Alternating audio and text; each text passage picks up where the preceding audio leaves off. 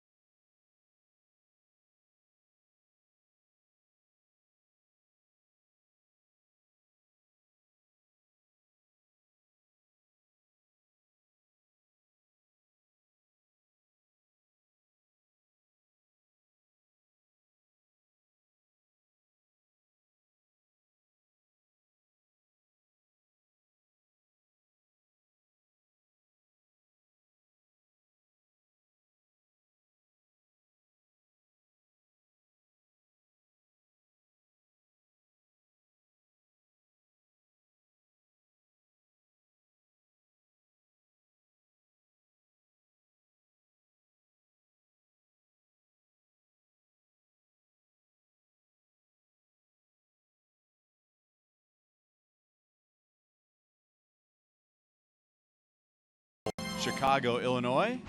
So in our Kia Drive to Success, it would make sense that he's pitched well against Chicago teams this year. Yes, as a matter of fact, he's almost been totally dominant. But I tell you, the White Sox are in trouble. If he pitches anything like he did against the Cardinals and the Cubs, those are 2 really good offenses too.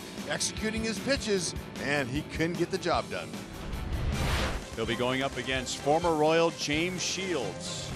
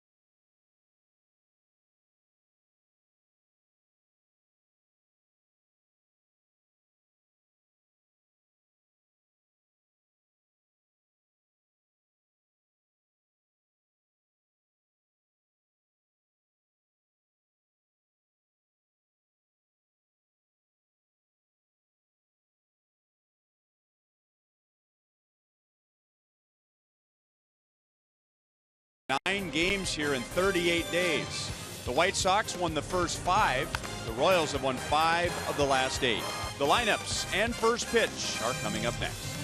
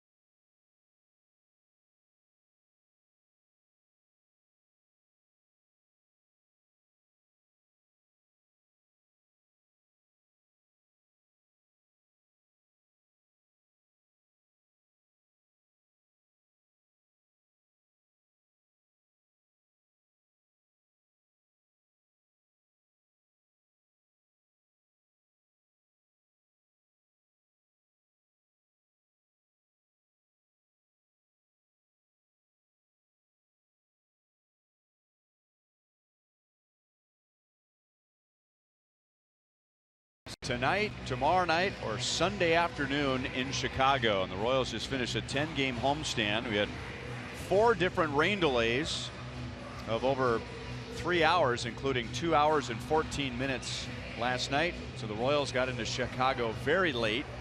And Ned Yost with his lineup tonight is going with some veteran players with that quick turnaround. So Adalberto Mondesi, Ryan O'Hearn, Brett Phillips are not in the lineup tonight, as the Royals take on James Shields. He's been pitching better lately. This is the 400th appearance of his big league career. He gives up home runs 23 so far this year, and if you go back to the beginning of 2015, he's given up 123, the most in the major leagues. Yeah, you know what, this guy, he's a gamer. There's no question about it. He's a tough competitor. He loves that about him. But look, in his second half of his career on the downswing, he's throwing a lot more off speed. So riding in the elevator with Escobar today, I said, Esky, how are you going to hit Shields? He goes, you better wait on something soft. So that's what it is. 78% with 2 strikes, off speed, sit on it, look it, and don't miss it. Defensively, in order for the White Sox to ever contend, they're going to have to tighten up their defense. I mean, this year, they're last in errors made. They're minus 55 in runs saved. That's 26th worst out of 30 teams. They have not been good on defense. And not just this year. I mean, it's been the last 4 years where they've been around the bottom or at the bottom in the American League defensively. Can't win. Mark Carlson is the crew chief.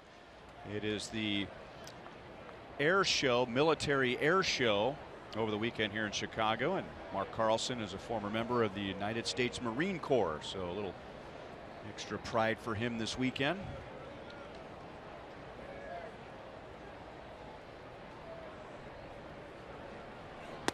And Shields' first pitch is a fastball for a strike to Whit Merrifield. He had 7 hits in the Toronto series after getting off to a slow start during the homestand. He has hit in 5 straight coming into tonight. And 2 fastballs, and it's 0-2. At 92 and 93. He's feeling pretty good tonight. He averages right at 89 miles an hour with that pitch. Now, might get soft or he might go hard again. Last year, he changed his arm angle and dropped down, lost some velocity, became more of a off-speed than power pitcher. Looks like that arm angle's come up a little more, maybe more comfortable with that slot and throwing a little harder. Yeah. And you know what? When you do that, and then you drop it back down again, just add more confusion and deception. Back through the middle, and even with the overshift, Merrifield is on. And he took an aggressive turn around first, thinking about 2. And now Witt is hitting 6 straight. Exactly what you want to do. Make the outfielder stop you from going to second base. Look at James Shields on the no-look pitch. I mean, he's looking to the first base dugout. Great swing, he guided it. Look where they're playing him. Rarely do we see a shift on Whitley as good as he is going to right field. But he beat it there.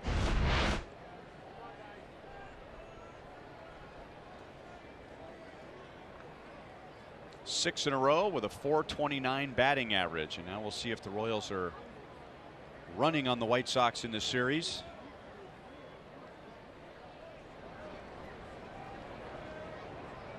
White Sox as a team have had a very low success rate throwing out would-be base stealers. That's driven to deep left field and caught. Nicky Delmonico slams into the wall.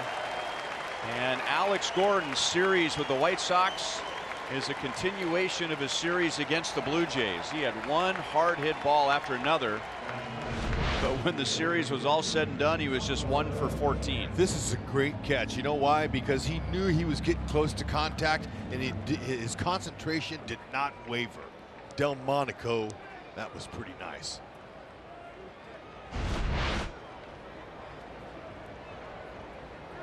And he's really struggled at the plate in August, so that makes that play a little sweeter for him. 1 on 1 out to Salvador Perez.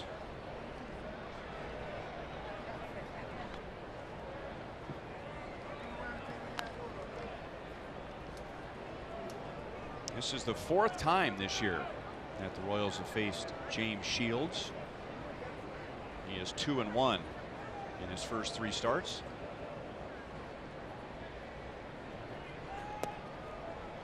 Slider is low for ball 1. And you know, there's something to that familiarity where you're familiar with the opponent, so the pregame meetings are a little bit shorter because the memory span is there. You remember exactly what the pitching coach is telling you.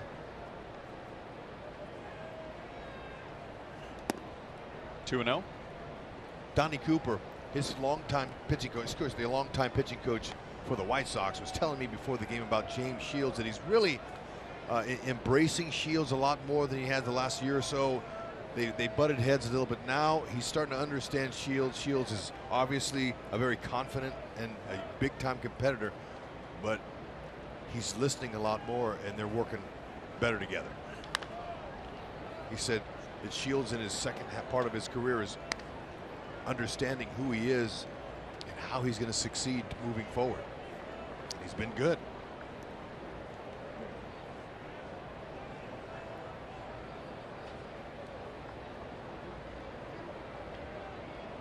So some things have changed for Shields. We talked about the arm slot velocity, although he's throwing hard tonight, and he had been slowly getting away from his trademark pitch, his changeup.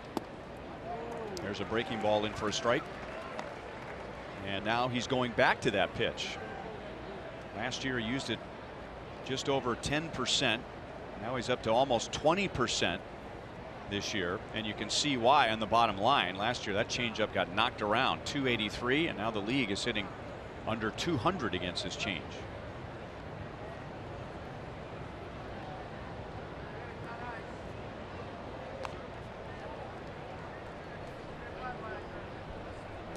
James Shields, when you throw in his toughness and his competitiveness and all that, along with all these other pitches here, he's pretty good as a veteran.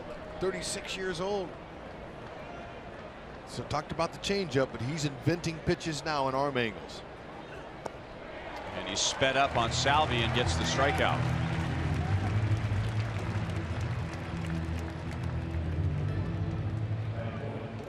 So runner at first, 2 down. And here's Lucas Duda, who homered in last night's game. Our Kubota Power Stats. Lucas has played in 19 games since the All-Star break. He's driving in almost a run per game. And now he's 1 home run shy of 150 for his big league career. Impressive. Getting closer and closer to Rex Hudler on the all-time list. That's false. But Luke, man, I wish I hit from the left side #1 and really had a short, compact swing like this guy. Man, he's fun to watch when he's not missing. He's nailing all of them. Starting pitchers too, all of his home runs this year off of. Hasn't got a reliever yet. That'll change. He'll probably get somebody before it's over.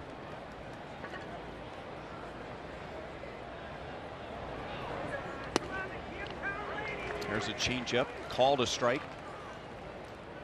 Merrifield over at first, about 2 or 3 times since he's reached with a single, has wanted to go. He's trying to get a jump on Shields. And again on that last pitch, he took a step or 2 like he was going to steal and didn't like his jump and stopped. A little bigger lead, and there he goes. Pitch is low, and the throw to second is on the money. Wow. So Narvaez gets Whit Merrifield, and James Shields faces only 3 in the top of the first. Not the greatest of jumps, but a perfect throw.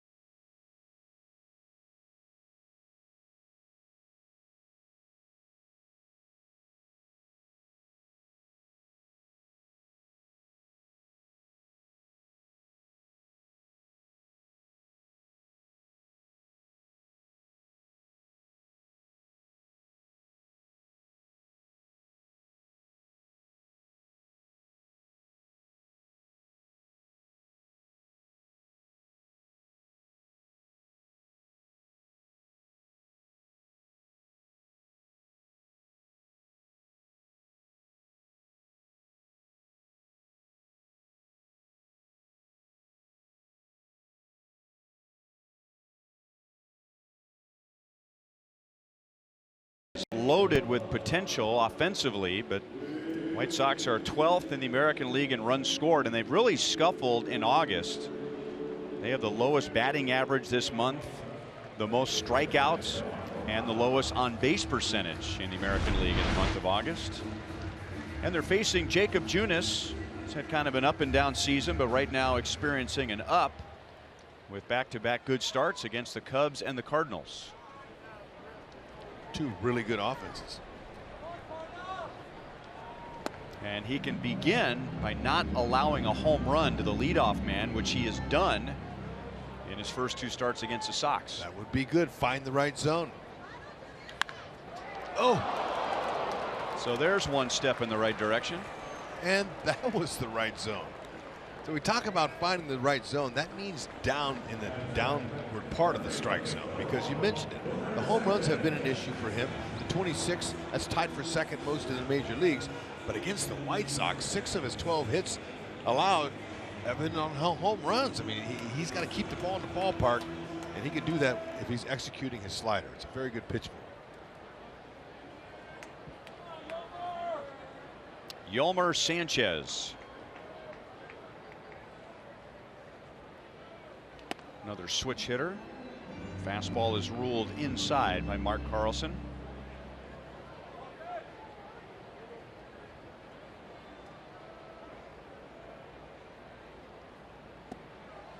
And now a slider is in tight, 2-0. This is Jake's third start against the White Sox this year, and in his first two, his ERA is almost 8. Hud mentioned all the home runs, and that included a start allowing 5 back in April, tying a Royals record. 3-1. There it is. Right there's where he wants to stay.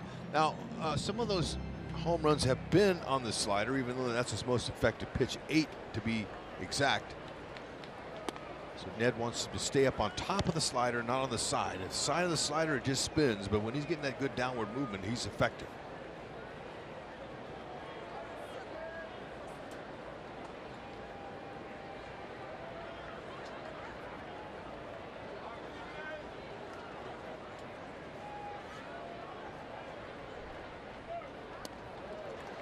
And that's a walk.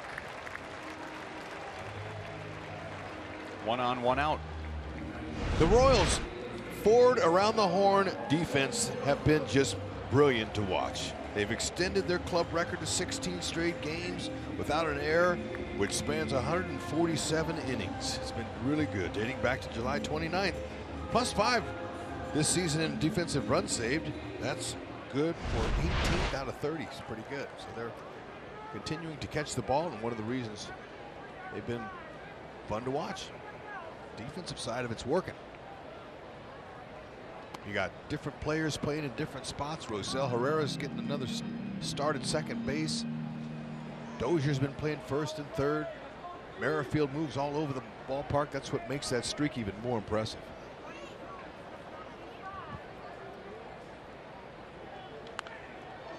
Fouled away by Abreu, who almost came out of his shoes with that swing. Jose Abreu became the first Sox player voted to start an All-Star game since 1996. And that certainly inspired him, because in 25 games since the break, he's been wearing out the American League.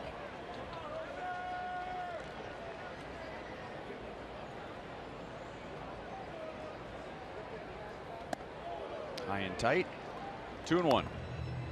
You know, this is his 5th year now in the big leagues. And when he first got here the first 2 or 3 years, I wondered why he would wear out the right side of the infield so much. He's such a big hitter. He can hit for a lot of power. Well, he's naturally a high average hitter because he goes that way, but he's plenty in the tank for power. 3 balls, 1 strike. StatCast AI, powered by AWS.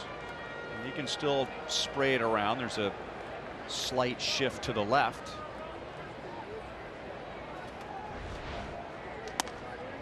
And a delayed call and a strike. And Abreu is a very respectable guy. So when he set his bat down, he truly thought that was a ball. He wasn't trying to show up. Quickly went and picked it up. That'll show you. He's got a good reputation in the league. Real professional.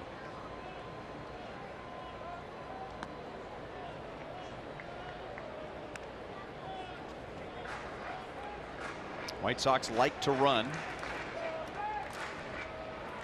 Sanchez has 10. White Sox have 5 different players with 10 or more stolen bases.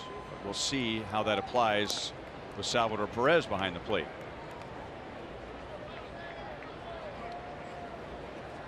That's the subject of our Toyota League leaders. Tim Anderson with 22. Engel, Garcia, Moncada, and Sanchez. The White Sox are the only team in the major leagues with 5 players in double digits. Close. These two teams, you know, they're similar in a lot of ways. Both of them in the rebuilding stage. Ned said, hey, look, that's a pretty quick feat there by Junis. And a good tag by Duda. Look where the throw was. Did he get him? He got him.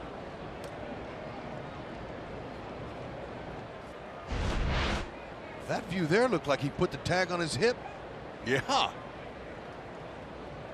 And if Bill Duplessis wants to see it again, pretty good chance he's correct.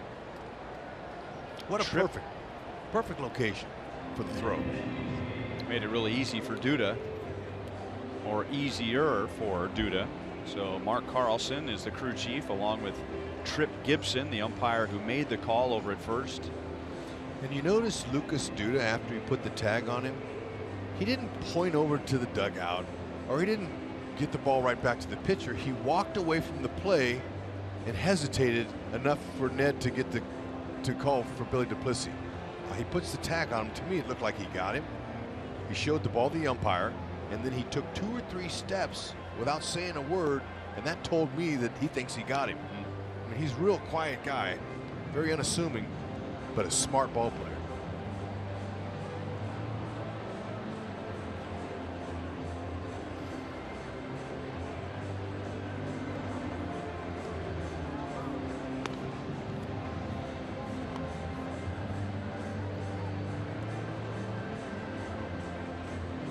Here's a little wider angle.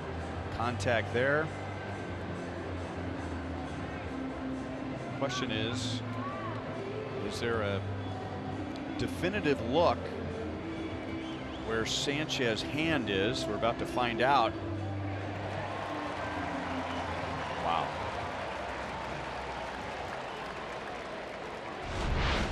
Well, I guess Sanchez has 10-inch fingers. Yeah, I mean, he clearly that angle there showed he tagged it before his hands got on there. Oh well, we'll move on. So the Royals are without their challenge in the bottom of the first inning. And now Sanchez runs and is fouled back by Abreu. I think it was pretty obvious that Sanchez was out, but there was, at least we didn't have access to an angle where you could see Sanchez's fingers. Okay. So New York can use that as an excuse to bail out the umpire. Okay.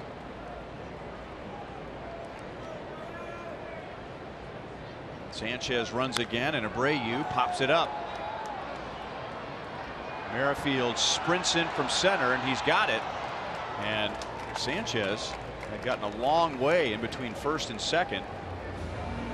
Had to hustle back to first, and that's a tough spot for a runner at first base to be in, because if he plays it conservatively and it drops, well, then you have a force at second base. Although, yeah, Herrera was backing up to be the cover man, and then you can end up in no man's land trying to get back to first base.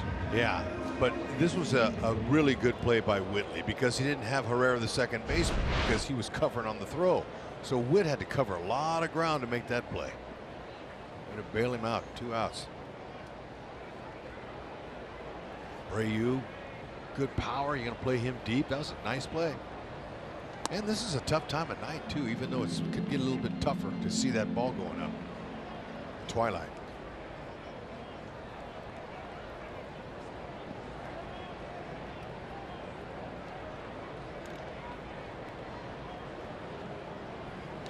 Matt Davidson is batting .238.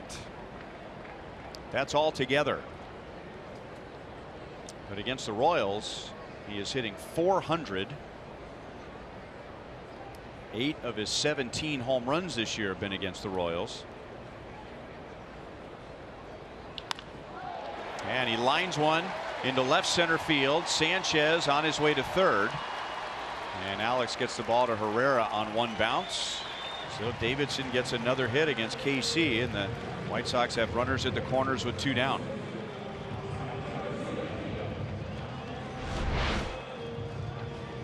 Yeah, it is a jam shot. Big, strong guy like that, though, if it's elevated, doesn't have a problem getting over the infielders' heads.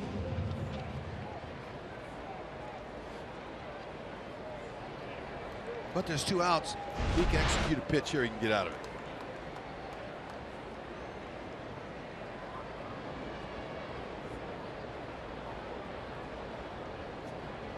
Avisail Garcia.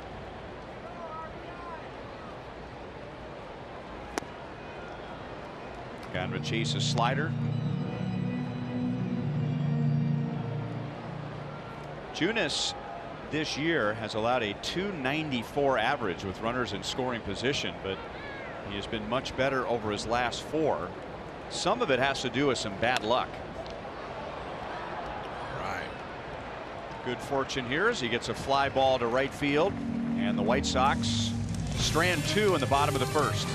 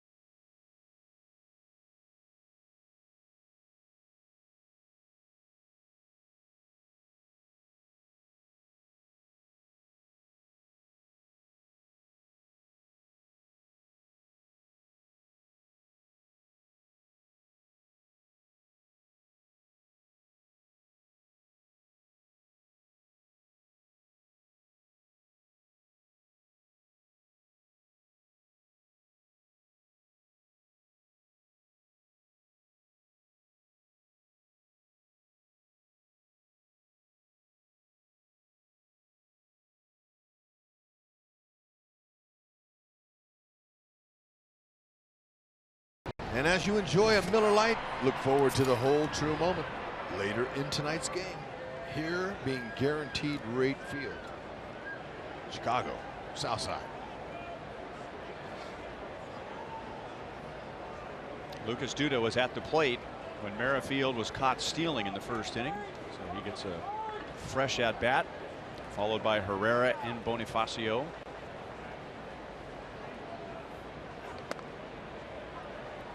Fastball is outside. Duda got what I like to call bonus pitches. He saw 3 of them. And then he gets to come back in here and get in that bat. Whitley got thrown out on him.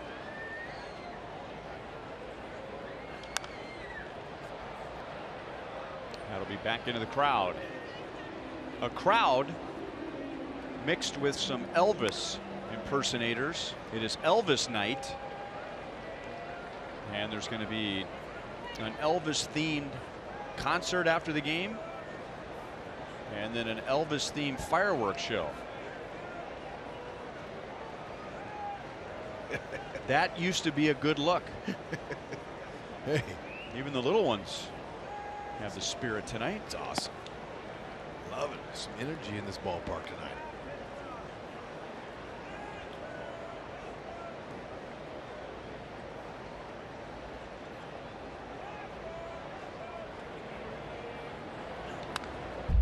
Fouled back, 2 balls, 2 strikes. Okay, 2 strikes. Look for the soft stuff. He's been throwing more changeups away. There's a gentleman there who's looking pretty good.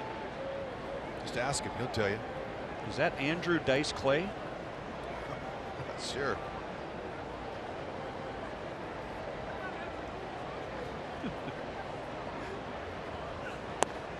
There it is. Breaking ball struck him out. Shields has struck out 2.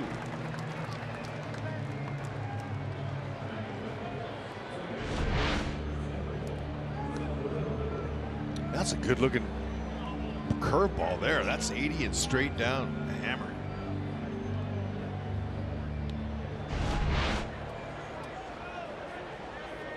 One out to Rosell Herrera. He had a 3-hit game last night against the Blue Jays, matching a career high.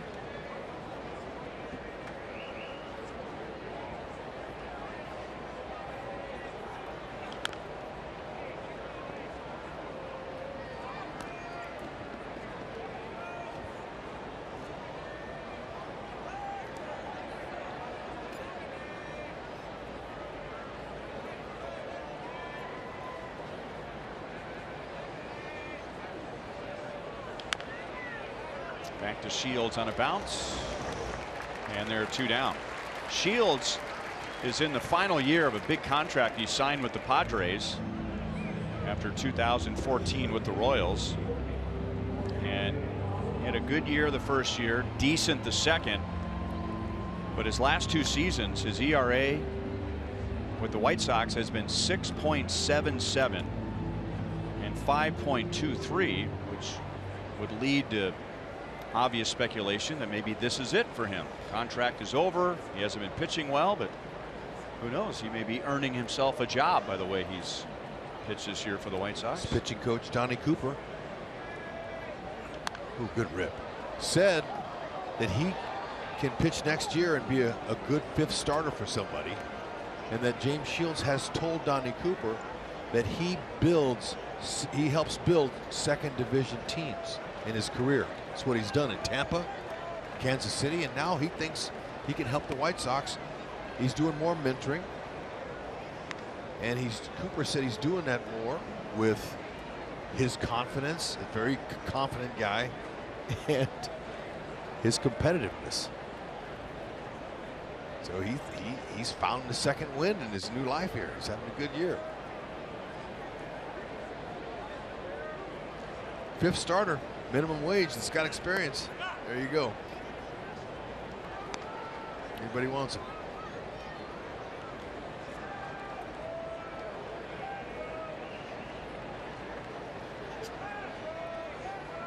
Two and one on Bonifacio, who's picked it up over his last 6 games.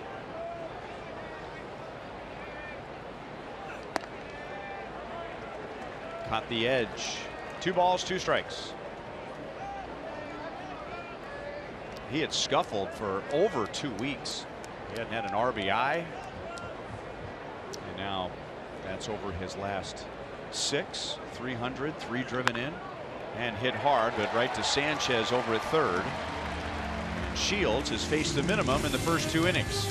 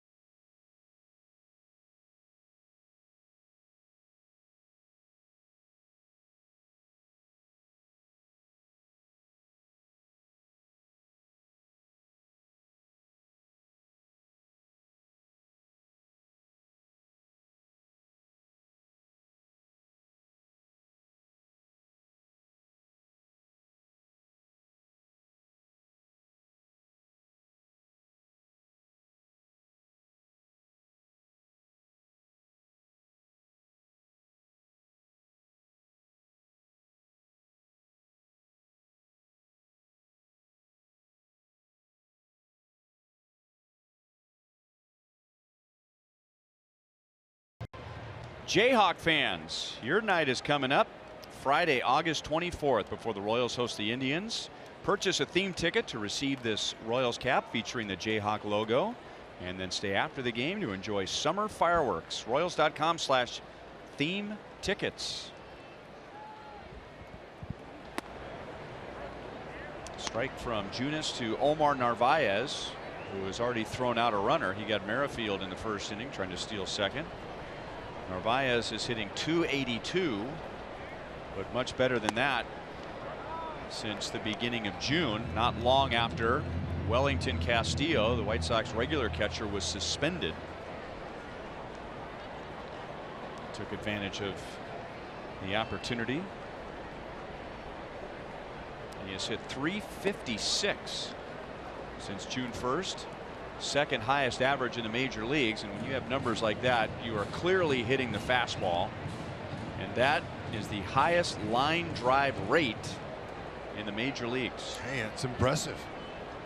You stay and can have a job in the majors if you can hit like that, because it's all about hitting. Defenders, it's nice to have them. They're going to save some defensive runs, like the kid Engel, who's in Renteria's lineup tonight, the center fielder. He's having a hard time hitting. Fielders typically come a dime a dozen. Herrera. Rosie Got him. Oh my, are you kidding? I thought that ball was through. I've been wondering when he was going to have an opportunity to show what he can do. Look at the range he's got.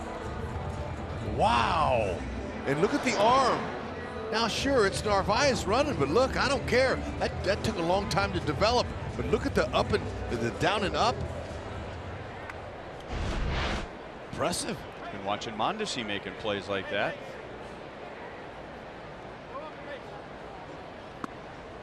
And now inside on Tim Anderson. So instead of a leadoff single, 1 out, nobody on.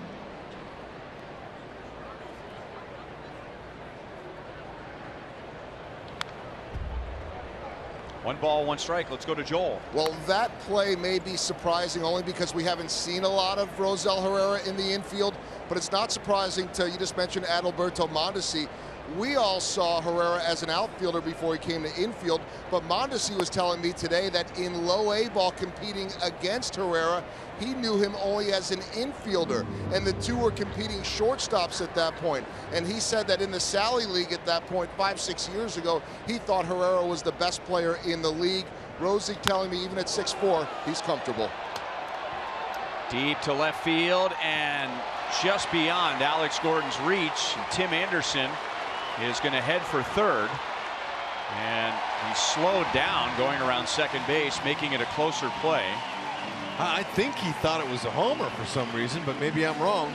Alex get a good chase to it and almost was able to trap it off the wall. Ball kind of got by him a little bit there. Whitney had to pick it up.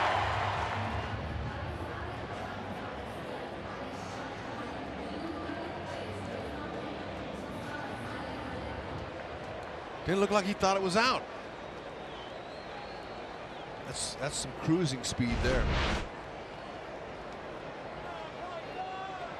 And the Royals will put the heat on in the second inning. They'll bring the infield in with a runner at third and 1 out. And a strike on Nicky Delmonico, who made a nice play. That was against Alex Gordon in the first inning. He is hitting under 190 this month. And a lot of times, Hud, bringing the infield in from a baseball standpoint, you're hoping for a ground ball and a play at the plate, but from a mental standpoint, you're trying to get in the hitter's head. That's right. And also sometimes manager might think it's going to be a low scoring affair. We're going to keep it tight here. Try to help him out on the infield. Triggered but didn't go. 1-2. But that play that Rosell Herrera made stands out even larger now, and especially if somehow, some way Junis can get out of this. That's a big run save there.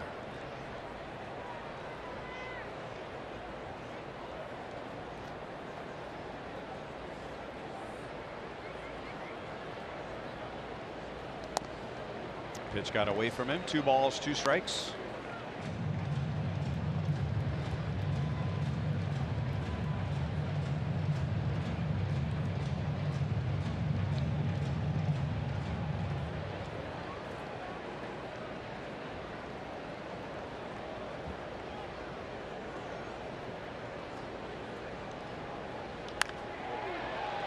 Up the left field line, slicing, foul. Dropped by Carlton Fisk. Got to stay away from elevation. Elevation here with the pitch is going to help out the hitter to try to get a sac fly in. Just got to get that ball down. That's why the infield is in. Pitch down.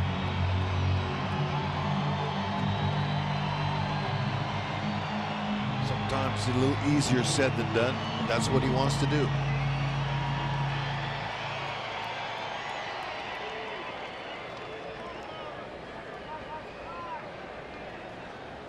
Tributera emphasizing right there. Down, down, down. And a ground ball is cut off by Escobar. Anderson holds, and they get the out. You surprised the contact play wasn't on there? You have the number 9 hitter coming up. Absolutely, with speed like Anderson has. Man, you're going on contact, young man, and this would have scored him easy. Escobar had to take 4 or 5 steps up the middle.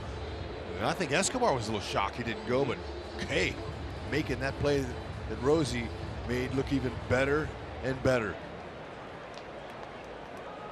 Well, just watching Anderson right there, the contact play was not on. I mean, he was not anticipating contact at all. So interesting. 221 hitter at the plate. I mean, typically you might take a shot there with a runner at third and 1 out. And a broken bat pop-up, shallow center.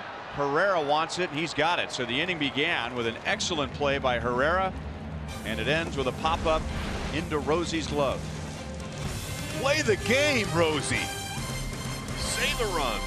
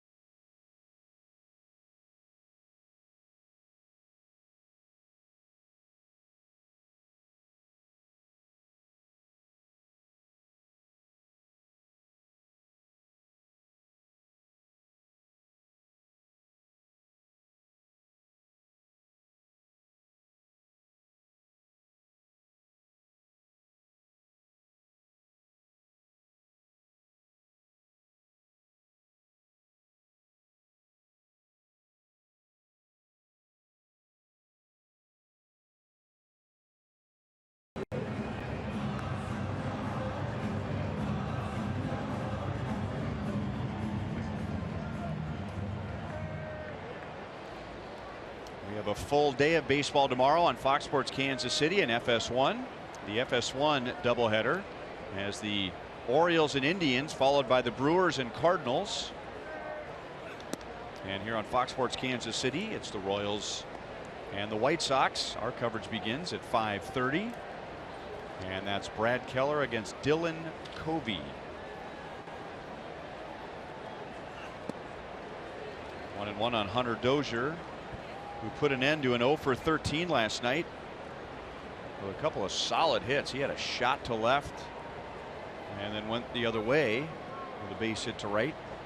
Oh man, he looked like he was a different player last night, being aggressive.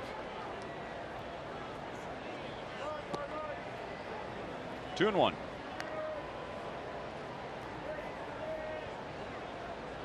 And still, White Sox play him to pull.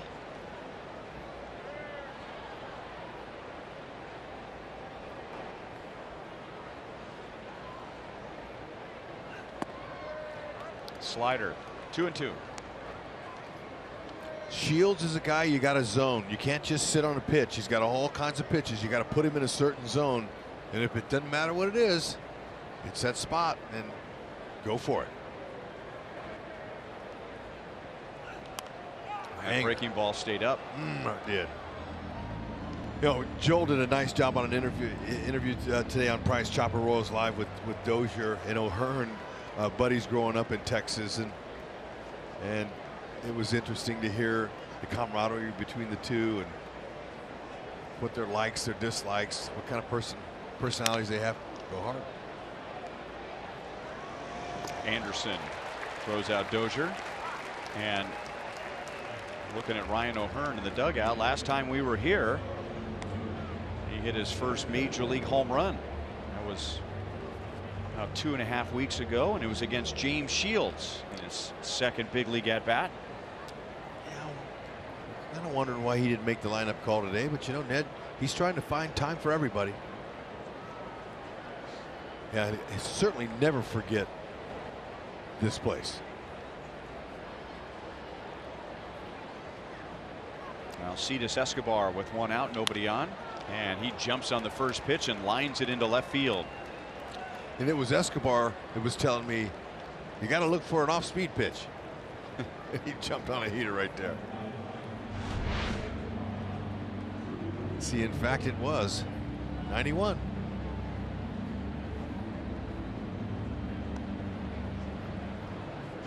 Now Esky over his last 11 games is hitting right around 300.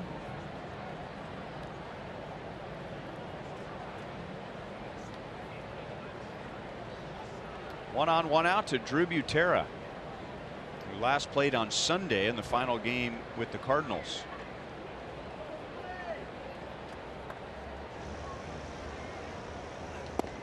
Shields drops down. 0-1.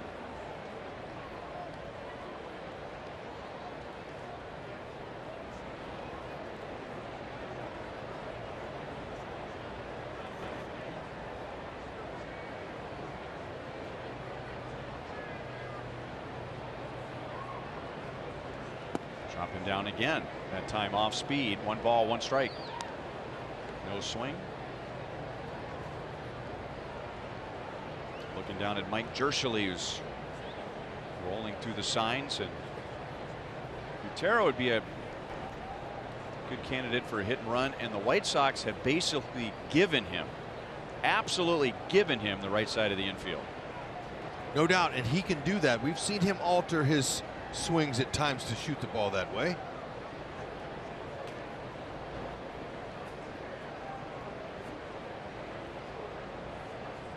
Escobar runs, and they try a hit and run, and it's perfectly executed. Partner, you're all over that one. That was perfectly done, just like we said, because you know, Drew knows that he can run into one every so often, especially in this ballpark where it's just 330 down the lines. But this is more important. This is Royal style baseball. Look at that booty knock. Watch him, how everything falls out. He's off balance, but the head position, nice, man. He's keeping that head position right there and going through it. A perfectly executed hit and run, but that was not a perfect pitch for him to do that.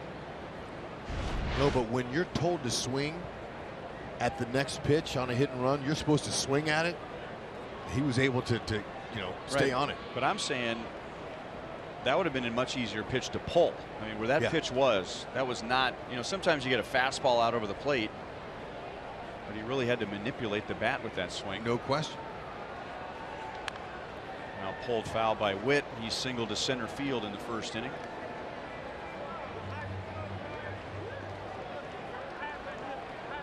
That gives him a 6-game hitting streak and puts his average at .302.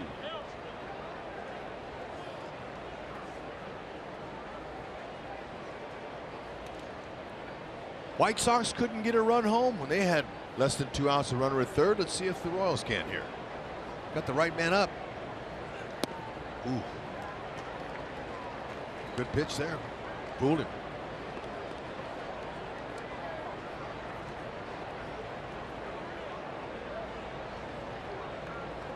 And now Narvaez steps out in front of the plate, and like a third base coach, went through some signs to let the infielders know where he's going to throw if the Royals try a double steal here. Escobar is at third, Butera is at first.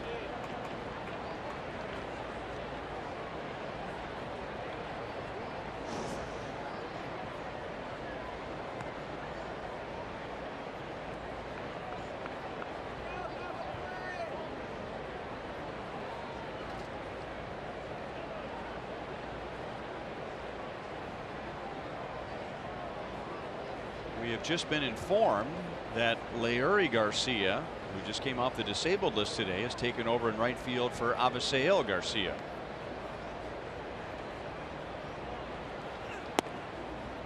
Just missed. 1 ball, 2 strikes.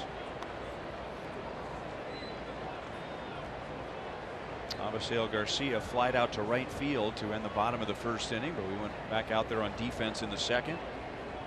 He's had hamstring problems. Leury Garcia just came off the DL with a hamstring issue. Avisail has been on twice with a hamstring problem. And Witt lines it to left center field. That's down. Escobar scores easily. Butera goes to third, and Anderson, the shortstop, hesitated. He was thinking about going to third, and then by the time he went to second, it was too late. So Merrifield is 2 for 2, and the Royals lead 1-0 in the third inning. Hit and run paid off. That's a spinner that just stayed there, and Whitney's able to use the middle of the field, keeping his hands down and inside and through the ball. He knows a higher percentage of hits lie right there in the middle. Excellent job. And you want base running? You got it. Butera, he challenged Delmonico. Delmonico said, "How dare you?" And then Whitley said, "You know what? I'm going to follow that up, stay out of a double play, and a chance to get some more runs." Nicely done. Don't need a home run to score runs. This is the Royal way. Here you do have to use some speed, the hit and run. Nice to see Ned using that. 2-0 on Alex Gordon, who lined to the wall in left field in the first inning, and it was run down by Delmonico with an Alex Gordon type of play.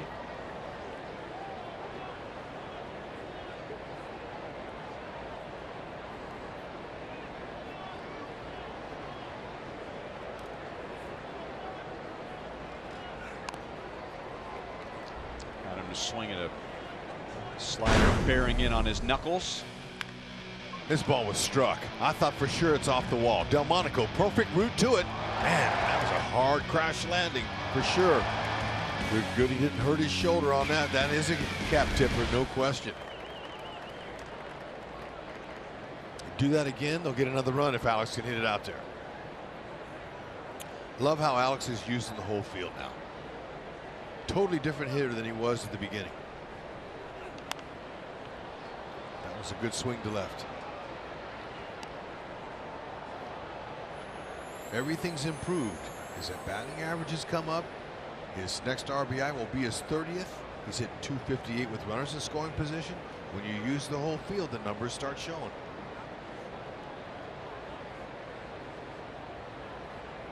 He sees the vacancy by the White Sox defense at shortstop. There's nobody there.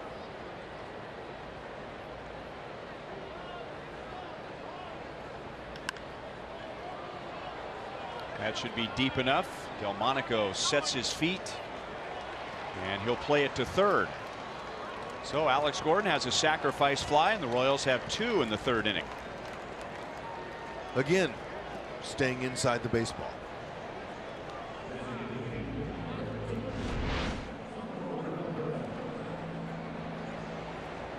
Ball's up, it's off speed, but see that? Alex is using that bottom hand instead of the top hand rolling over and pulling it. The Royals playing fundamental baseball offensively here in this inning.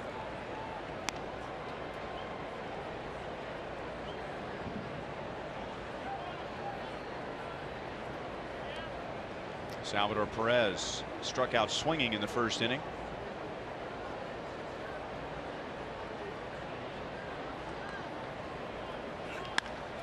And grounds it through the right side. Here's Witt coming around third.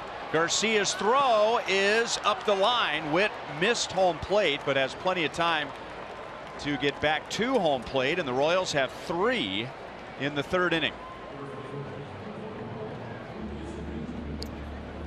And another reason why Salvador Perez's numbers are coming up too, especially in the RBI department, is that take what they give you. He knows James Shields not going to challenge him with a fastball, and he was able to find that hole and hit it sharply.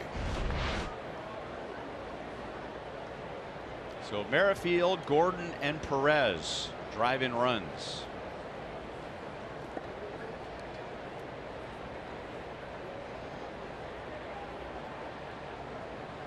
And here's Lucas Duda with Perez at first base, 2 outs.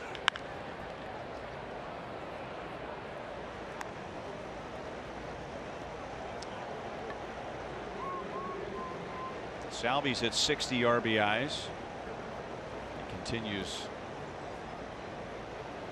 his spike in offense since the All-Star game. He also has 8 home runs since the break. Yeah, and every one of those RBIs the guys knocked in all went to round numbers. Whitley hit his 40th, Gordon 30th, and 60th for Perez. Nice. Round off those numbers and give Junis a lead to work with.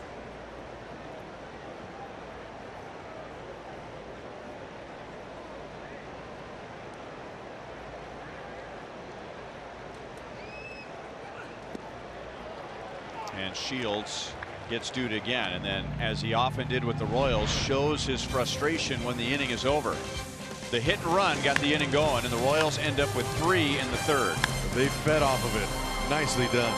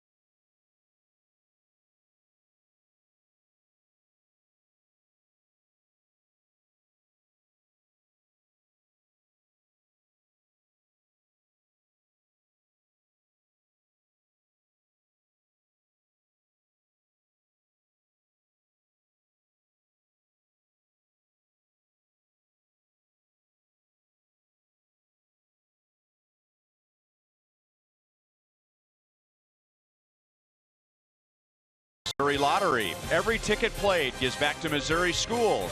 So play it forward with the Missouri Lottery.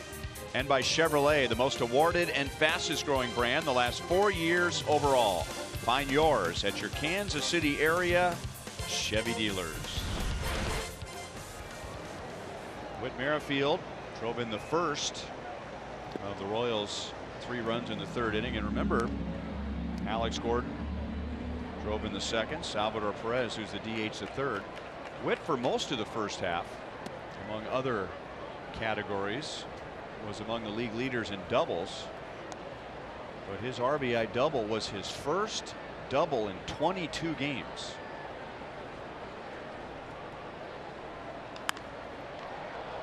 And now he'll be using the leather. And that's out number 1. Yohan Moncada is 0 for 2 against Jacob Junis, who's pitching with a 3-run lead. Yeah, you know, the open of our show tonight, we talked about the balanced offense in last night's long game. There was 6 guys, 6 ribbies, different guys, and now tonight, same thing. They're spreading the love around again, and this is good. Everything's contagious in baseball, and that hit and run got guys going, and now they're believing.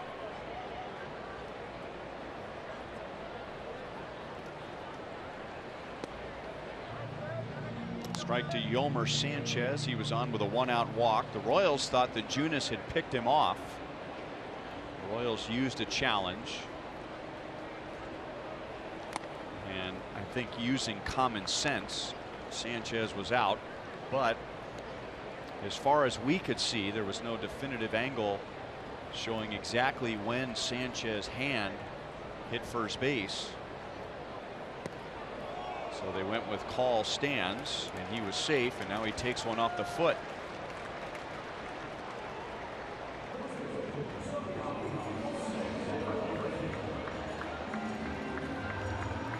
So Sanchez has gotten a couple of free bases tonight with a walk, and now he's hit by a pitch, which is the last thing Jake wanted to do with a 3-run lead.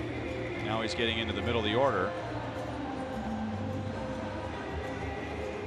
And Jose Abreu, he flied to center in the first inning. Well, it's really important after your team just got you 3 runs to keep the momentum on your side and get them back in that dugout. Let's see if you can do that.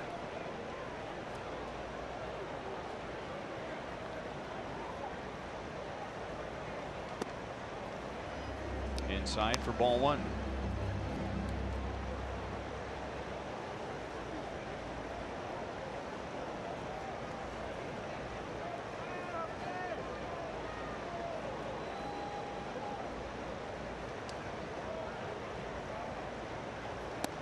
Hmm. 2-0. Yeah, Drew's going to try to get him back down. He's going to talk to him about the fact that Abreu has grounded into a team high 14 double plays. It's a big situation. Junis has induced 6 ground ball double plays. He has it in him. You're going to have to work the lower part of the zone on Abreu. Don't let him back in. If you pitch up in the zone, this guy will take you deep in a heartbeat. And we had a great shot of the expression on Junis' face. He was not happy that he had Sanchez, and catcher does a good job of reading his pitcher, and I think Drew was able to read that those were, as we call them, mad pitches on the first 2 to Abreu. Yeah, that mad pitch doesn't work against a hitter like this. Work the zone down. Off the end of the bat again. Herrera's out from second base. 2 outs. The Royals are partnering with their favorite NBA team for Oklahoma City Thunder Day on Sunday, August 26th. Purchase a theme ticket to receive an exclusive Thunder and KC branded cap so you can rep both teams in style. Visit Royals.com/theme tickets to purchase now.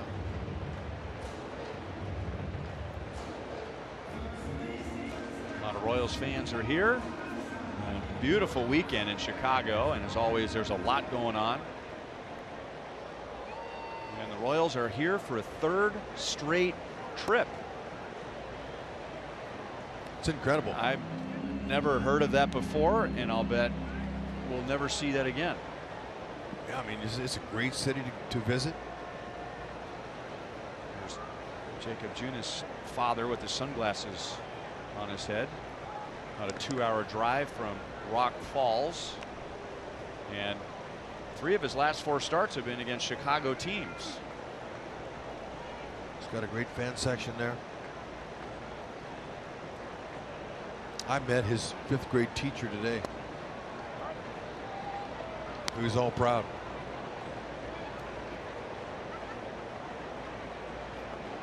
Davidson singled to left center field in the first inning.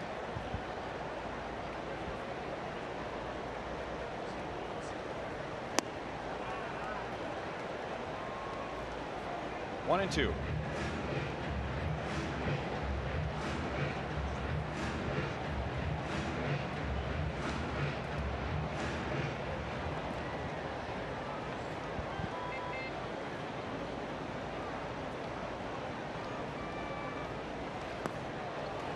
And he struck him out, and that's his first strikeout. So Junis hits a batter, but he has a scoreless bottom of the 3rd.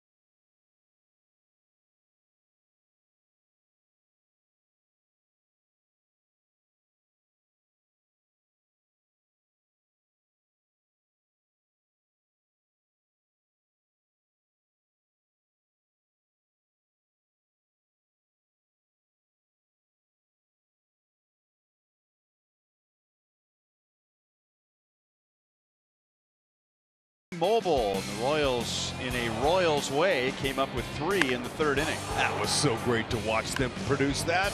Oh, what an inning.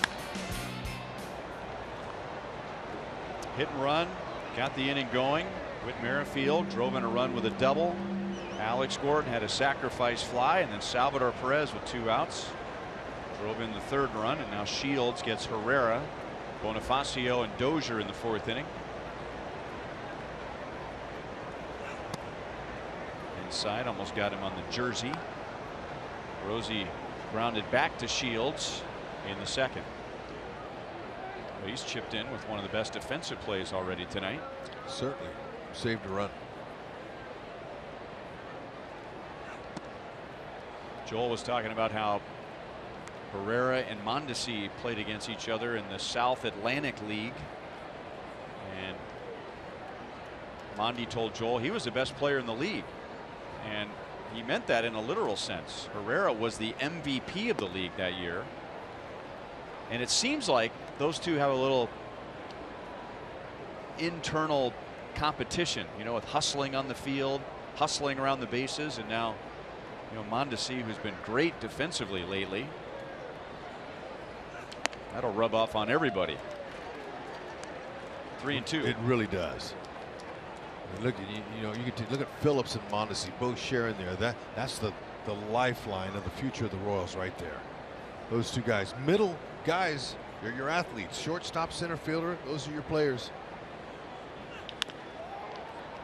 Nice backhand snag by Abreu. 1 down in the 4th inning. Royals, even being in last place and with just 37 wins, are playing solid defense again with the 2nd fewest errors, the 4th fewest unearned runs, and they're on the plus side in defensive runs saved again. Yep, they're going to figure out the arm situation, pitching, starting pitching, and bullpen, and their offense. But the one major factor is the defense that's going to help you win games when you get those other areas together. And you know, it kind of ties into the White Sox. We were talking about their lack of defense. That's affected their pitching. And the old line, you can have good defense and bad pitching, but you can't have bad defense and good pitching. Totally agree. You have bad defense, you're going to have a staff full of Cy Youngs to overcome that.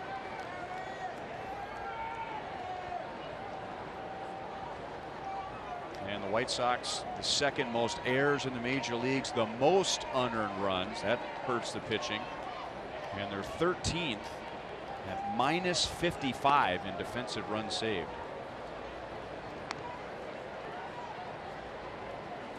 13th in the American League, 26th in the major leagues in defensive runs saved. The talent's there, it just hasn't come together yet.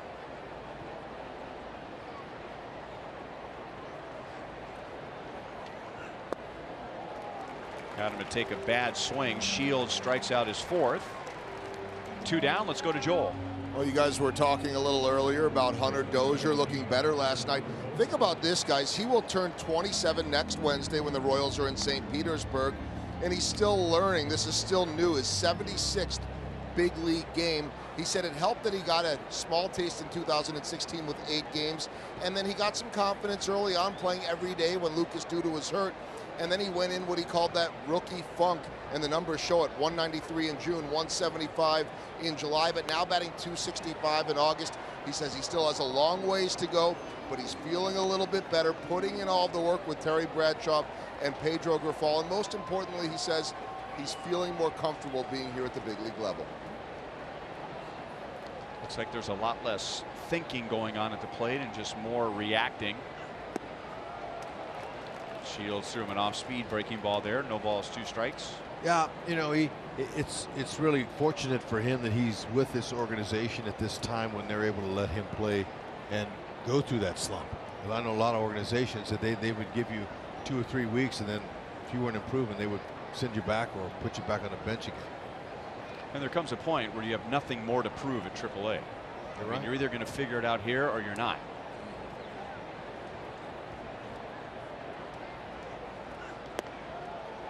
Inside, 1 ball, 2 strikes. Remember, Dozier's had his spell of injuries over the last few seasons. He hasn't really put together the full season that he's wanted to.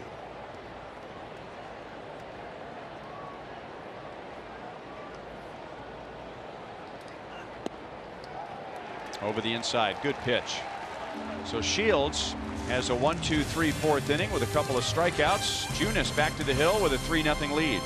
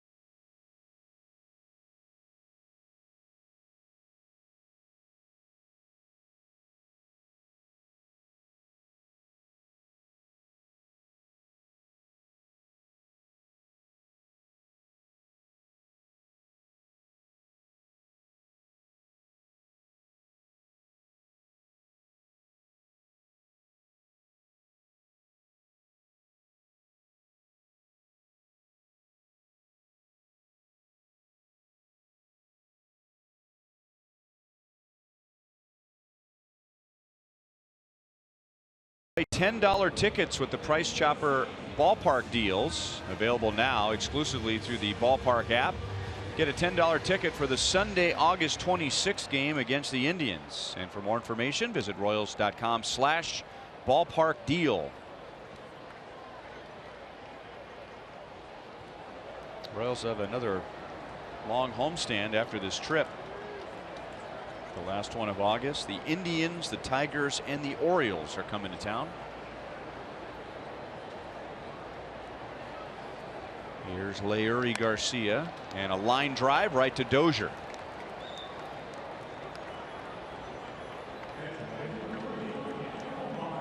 Well, just like we promised you, it's time for the Miller Hold True moment. Rosell Herrera, we know he can play every outfield position flawlessly, but now Ned's got him back in the infield. This is a great play. Very tough to go all that way towards center field and then get your momentum going back towards first base. Saved a run and up to stock. Another Whit Merrifield in the making. A switch hitter. Now, not as accomplished a hitter, obviously, as Whit, or base stealer, but versatile, good speed, and can handle any position that we've seen him at. And he made that play on Omar Narvaez, who bats with 1 out. I don't know why, but players who bring their pant legs up to just below their knees makes them look shorter. And you think of Rosell Herrera, you know, not a big guy, just smaller, athletic. He's 6'4". Yeah, he's big. He is. And so you think, yeah, he could play second base. You know, he's athletic. He moves well. He's not a real big guy. Wrong. He is a real big guy. And you know, they also wear their uniforms so baggy that you can't see how defined a player is. But if you didn't know Rosell Herrera and you walked into the clubhouse, you might think he plays right field and bats 4th.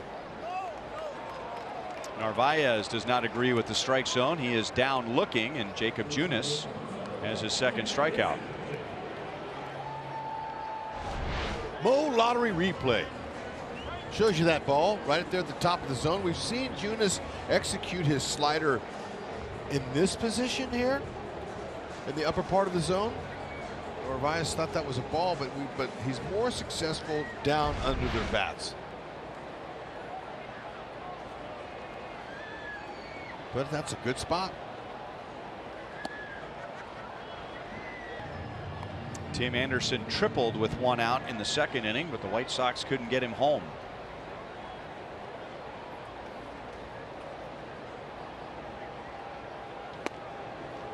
One and one. White Sox had 2 on with 2 out in the 1st inning. Runner at 3rd with 1 out in the 2nd. Junis got out of those 2 innings. That slash foul. 1 and 2 on Anderson.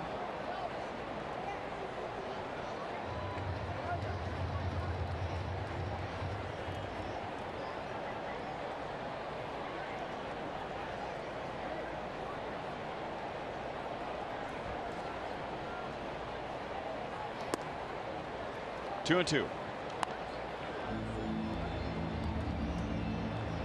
It is Elvis night, so they're trying to make every player look like Elvis, some better than others.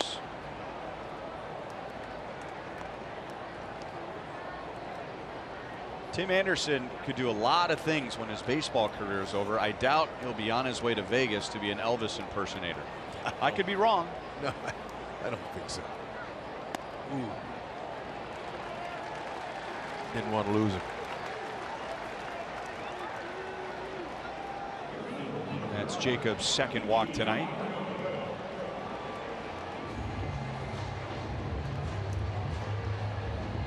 And now he'll get Nicky Delmonico, who was the key out for him in the 2nd inning when Anderson was at 3rd with 1 out. And the Royals decided to bring the infield in, which ended up being a good call because Delmonico hit a ground ball up the middle and Escobar made a nice play to get to it. And surprisingly, the White Sox did not have the contact play on.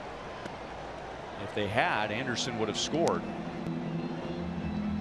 So that was a break for the Royals. But after missing up in the zone to Delmonico, he fouled it down the left field line out of play.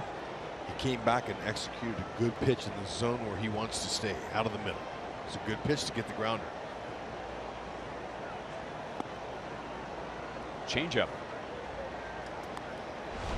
Let's show it. Big part of the game here. 2 hopper. Anderson would have walked into home. I don't think he would even slid as good a speed as he has.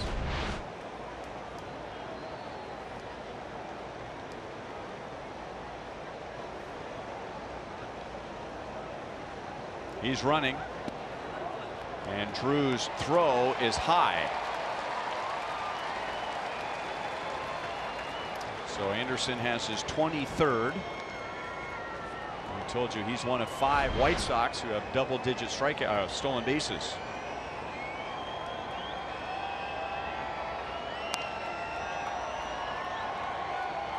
Quick. Ooh, watch out for that arm. Get that arm tucked under like that, you're going to mess your shoulder out.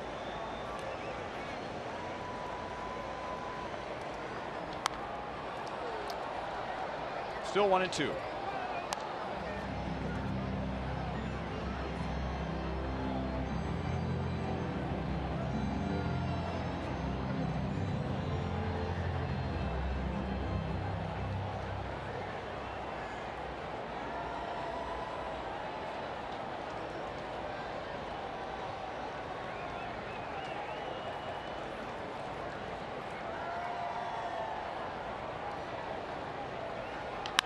Out over the plate and a base hit into right field. Bonifacio's throw is a good one. It's just late. So a walk and a stolen base, and this time Delmonico comes through and gets Anderson to the plate, and it's 3-1.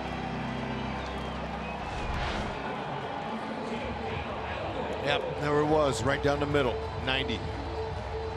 Delmonico waiting for it.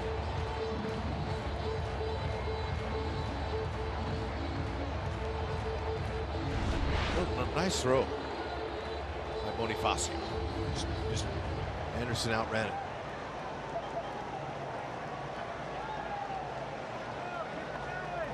Adam Engel with a runner at first base, 2 down.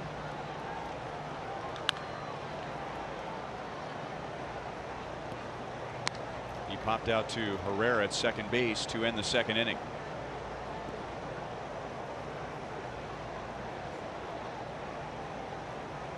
Eagles had some kind of week. Robbing home run balls over the fence. Really playing some spectacular defense. I mean, you don't get opportunities like that. Maybe once a year, twice a year, but 3 catches in 1 week like that over the fence. Great timing, good vertical, tremendous athleticism. And have a week. 1-2. They're working on his offense. Got a few holes. But a lot of guys do. He's hitting 221, 4 homers and 24 RBIs.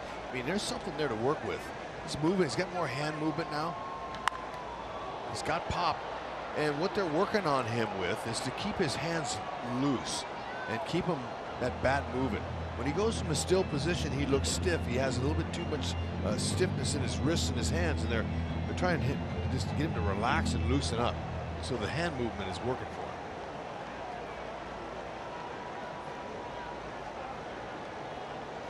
It's time to trust the flow of hitting. And that's where you want to pitch him. He doesn't do well with pitches up.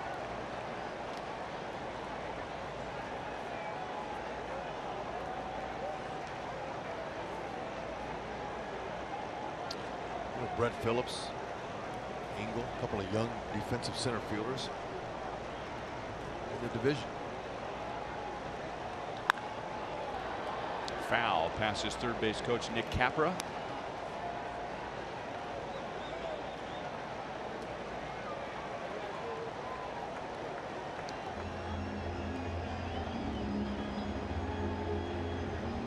There's Phillips, who's not in the lineup tonight.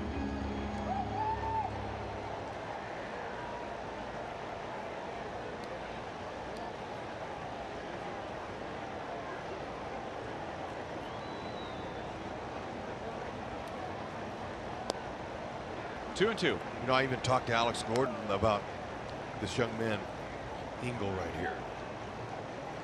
And Alex said that, you know, that's not as easy as it looks. You have to really work on that sometimes in batting practice. You know, you have a fungo hitter out there beyond second base hitting some fly balls and practice that, but he works hard. Gordon said he's impressed with his work, Engel.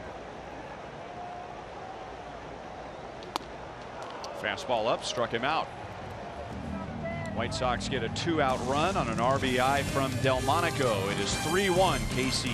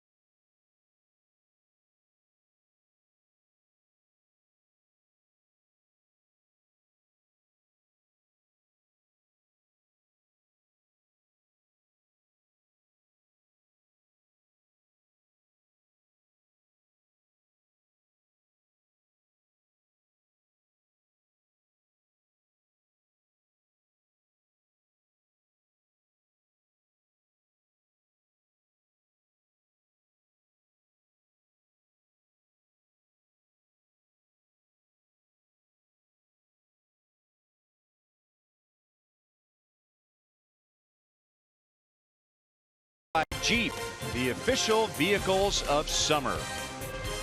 And by Pizza Ranch, hungry for legendary pizza and chicken? It's Pizza Ranch for the win. 3-1 Royals.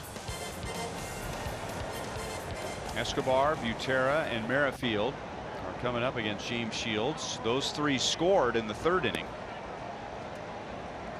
With one out, Escobar singled, and then he and Butera executed a perfect hit and run. And then Merrifield, Gordon, and Perez drove in the runs.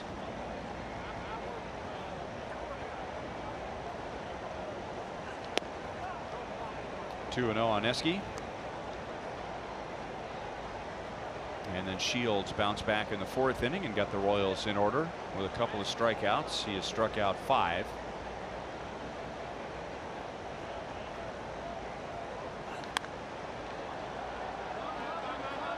That is over the dugout and out of play. Nice grab. Heck yeah.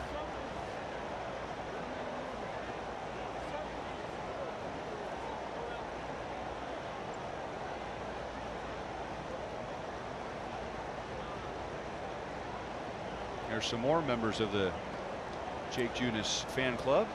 The Rock Falls All-Stars t-shirts on. We're here. And another nice grab. A Royals fan in a suite. And Burns, number 13, is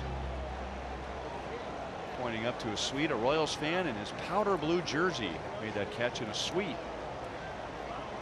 with his Dan Quisenberry jersey on. Outstanding.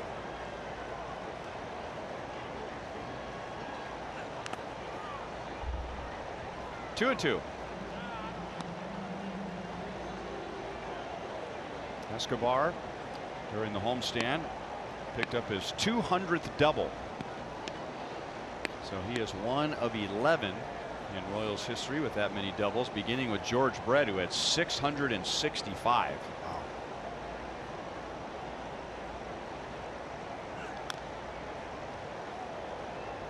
Did Fizz go over the list? No, but I'm wondering if, I guess that won't be our trivia question. I thought Nope. it might be. George Brett, Hal McRae, Frank White, Amos Otis, Alex Gordon, Mike Sweeney, Billy Butler, Willie Wilson, Joe Randa, Eric Hosmer, and Alcides Escobar. With 200 doubles in a Royals uniform. There's the guy who caught that foul ball. Awesome jersey. That's up the left field line. Fair. And over the wall for a double. And Alcides Escobar is 2 for 2. And the Royals have a runner at second with nobody out. 16th double, and you were just talking about doubles. Got it. I think Eske heard you. Works every time. I like it. And he's the one who said with 2 strikes you're going to get a breaking ball, and he was waiting on one. And that's the key to beat Shields tonight, is to look for an off-speed pitch with 2 strikes.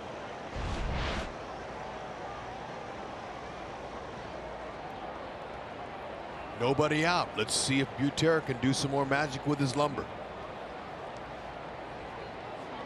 Right way to go about it. Hit the ball to the right side. Move him over to third. Or try a bunt. And it's an easy play for Narvaez.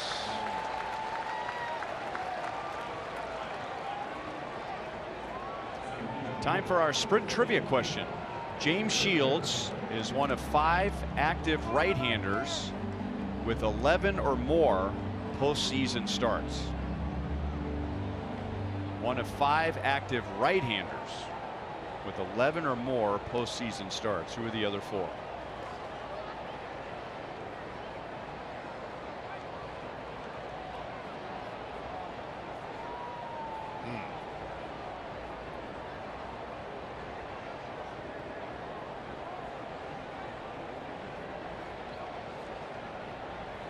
What about Jake Arrieta? Okay. Let's put his name down. How about Cologne? Artola? Oh, there you go. Zach Greinke. Yep. We're writing names down, so don't. Yeah, just make sure the trucker knows that. You and Fizz Tore get him any up. points? Tore him up. Really? Yeah. So their question's a lot harder. What's where are we right now in the standings? I have no idea. They haven't shown them. Okay. We're close. Merrifield is 2 for 2. He has a single, an RBI double, and a run scored. Oh, look at that.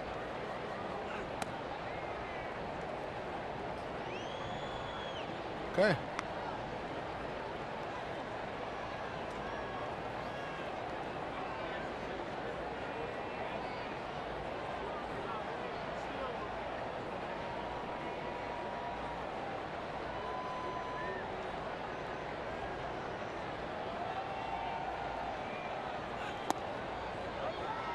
Three and one. I wonder if Kluber might be on that list. They've been in the playoffs a lot. Write him down. And what, he had 3 in that one World Series alone. Might Irvin Santana, maybe. Just throwing names at you.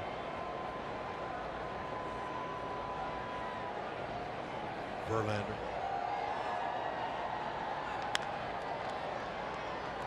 Three and two. That's a good one.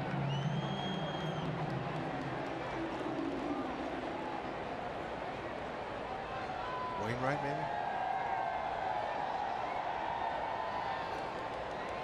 Possible. He spent one postseason as their closer. But we'll write him down. Cueto, maybe?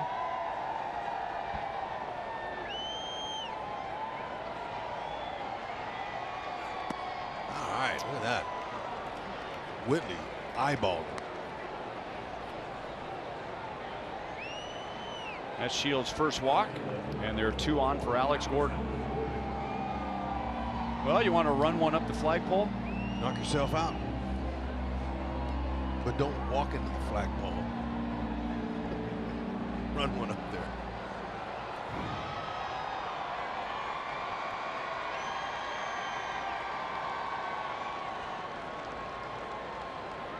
Go with your guy, you guess. 0-1 on Alex. I like Jake Arrieta. Just because the Cubs went deep 3 years in a row. That's right. Jake Arrieta. Strike one.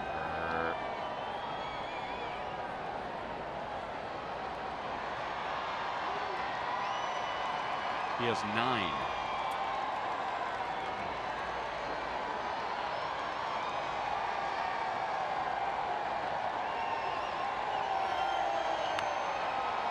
Rolled out to Abreu.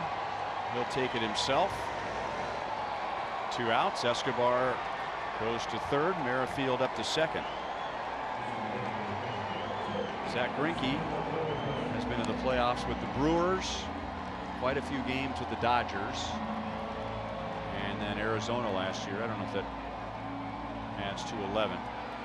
Bartolo Colon's been around for a long time. Had some history in postseason. You want to go with Bartolo Colon?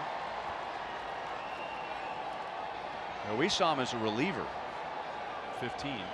Who else do we have on that list? Kluber, Santana, Verlander. Go with Wainwright and Cueto. Let's go with Verlander. Justin Verlander. Correct. Ding, ding, ding, ding.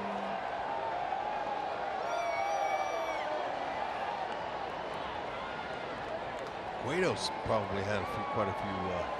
The Reds got knocked out in the first round a lot. Okay. So 11, and then what did he have for the Royals? He had 3 that year, 4. Okay. 3 or 4. Take him off.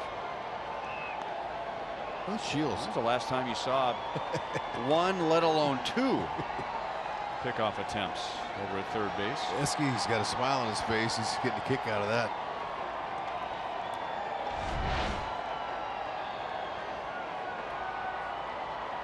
That looked like a balk. It was. The You 2 know what? knees crossed. His left foot crossed the plane. That would have been great if they called a balk right there.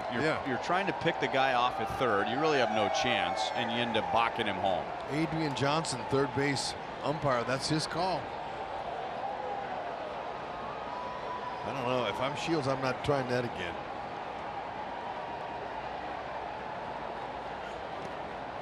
1-1 on Salvador Perez. A lot of off speed for Salvi.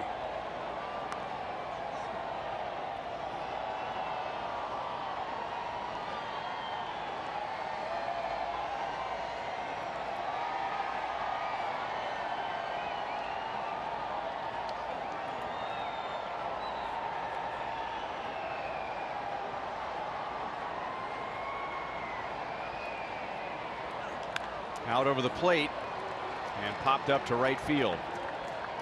And Leury Garcia makes the play. So a promising start with a leadoff double and a walk, but Shields gets out of the 5th inning.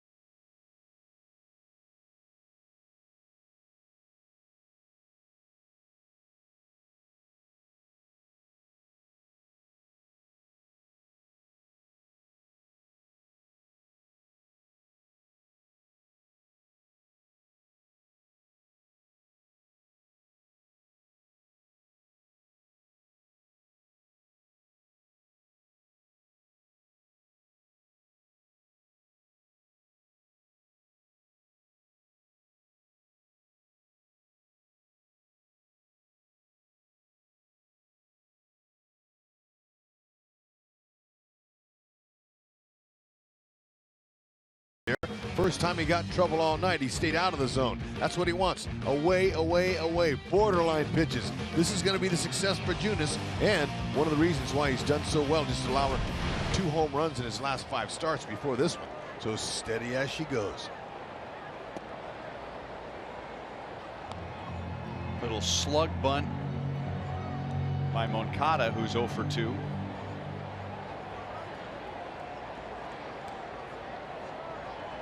He is lined to first and flied out to center field. And he's 0-2. And nobody has struck out more this year in the big leagues than Yoan Moncada. 172, which is 8 more than anybody else. 1 ball, 2 strikes.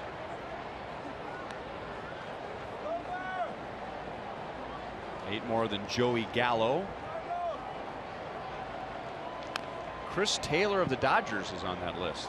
Wow, think of him as a strikeout guy. Everyone else makes sense except Moncada. He'll get better. 2-2. I talked to their skipper today, and he told me, I said, hey, look, Moncada, when last time we were here, I asked Rick Rennery, I said he's made some careless mistakes. He dropped a ball, a double play ball. He dropped another one, cost him a couple runs. I mean, since there's nobody really pushing this guy, what's his motivating factor? And Renteria says, well, we have meetings, we talk. I have him come in my office, sometimes in game, sometimes after the game, sometimes the next day. I pick my spots, but nothing is provided and nothing's guaranteed for job security here. That's what the skipper told me. He says the team he just knows walked, by the way, speaking of losing your concentration out there. That's right. So anyway, there's accountability. Every manager has their own style, you know, how they're going to address situations. If you remember, Anderson, his shortstop, didn't run a ball out, and he was visibly upset in the dugout in game, and he yanked him right during the game. So he's had his issues with his team at times. It's just like a family, though.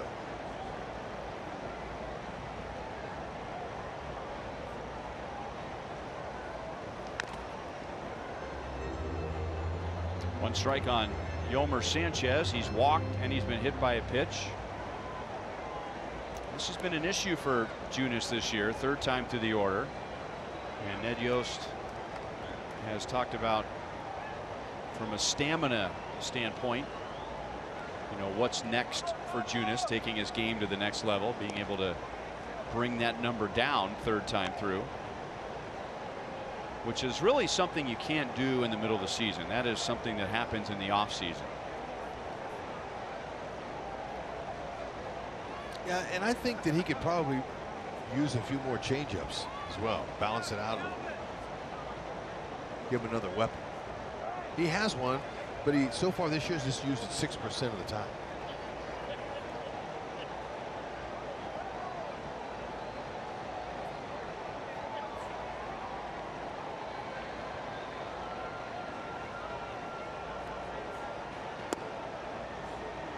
One and one on Sanchez.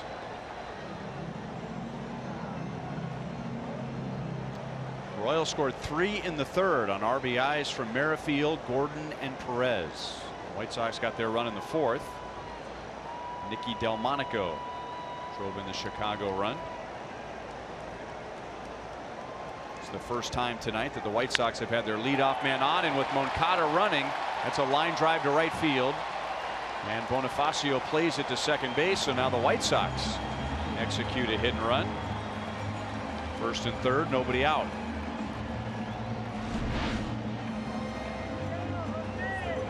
Okay, when you're going to swing on that pitch, and he got a pitch now, he's slowed up there. You see Moncada, when you're in a running situation, hit and run, you just keep going. If you get doubled up, you get doubled up.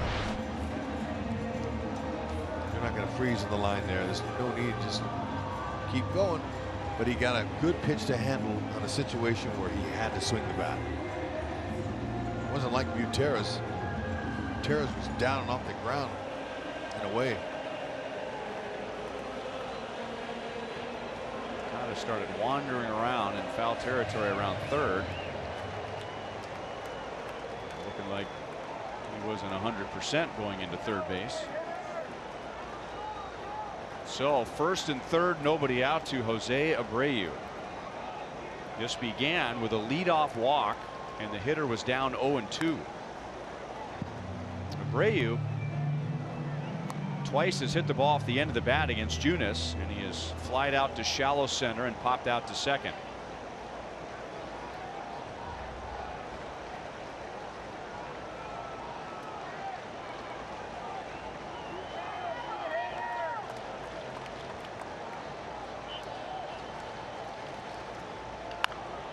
And again, a pop-up. Herrera's out. Moncada tags and holds. So Abreu has hit the ball to that spot 3 times tonight. One was caught by Merrifield, the other 2 by Herrera. Junis dodging a huge out there. That's 83 on the outer half. Got him out in front. That's what pop-ups come, by fooling the hitter. Big out there.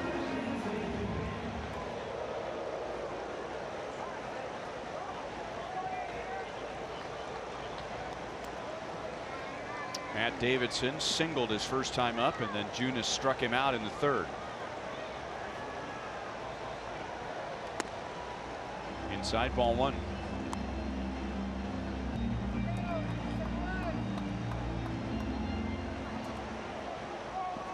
Now that's a big number, so you figure he's had a better season, but he just hasn't been ahead in the count as much as the White Sox would like him to be. It's the importance of trying to get strike 1, working ahead. But you know what, though, Junis, he can take advantage of the aggressiveness of Davidson and keep the ball down and put him in the lane here. Be a huge lift for him if he can roll him up.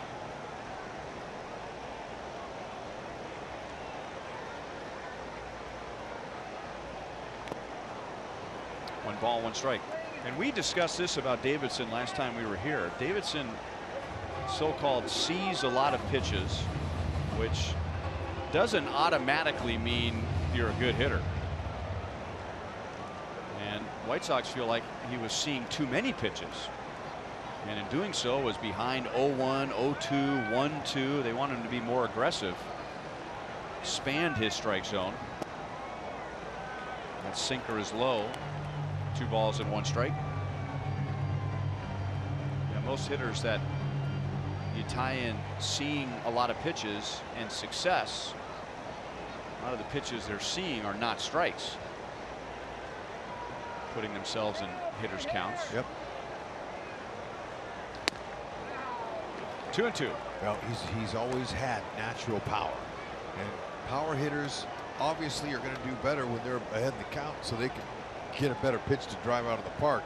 Junis, nice job working him so far. He's 1 pitch away from getting out of the inning if he could get Davidson to hit a little ground ball to Escobar or Dozier. Roll him up. Got him to chase it. Davidson runs. He has nowhere to go with less than 2 outs.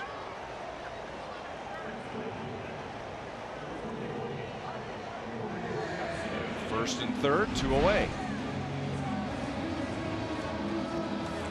Slider.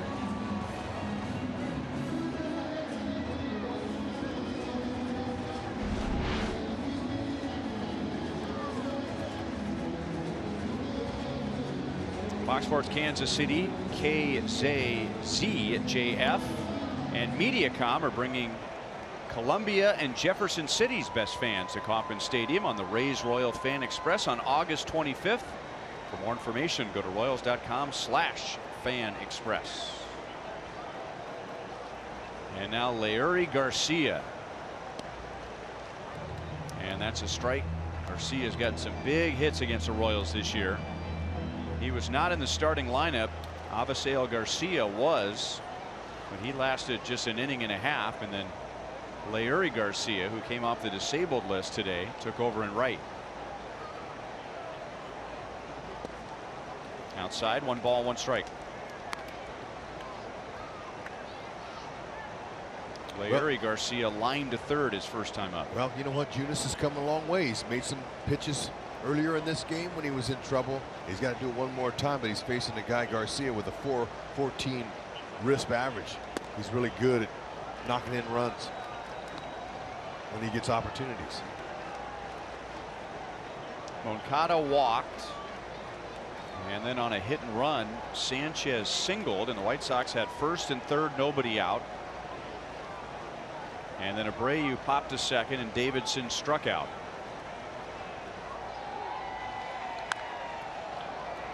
Good rip right there, but he got in there when he needed to.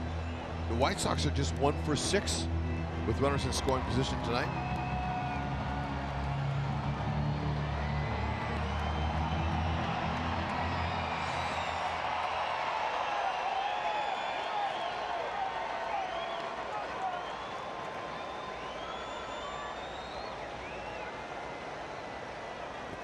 Got him.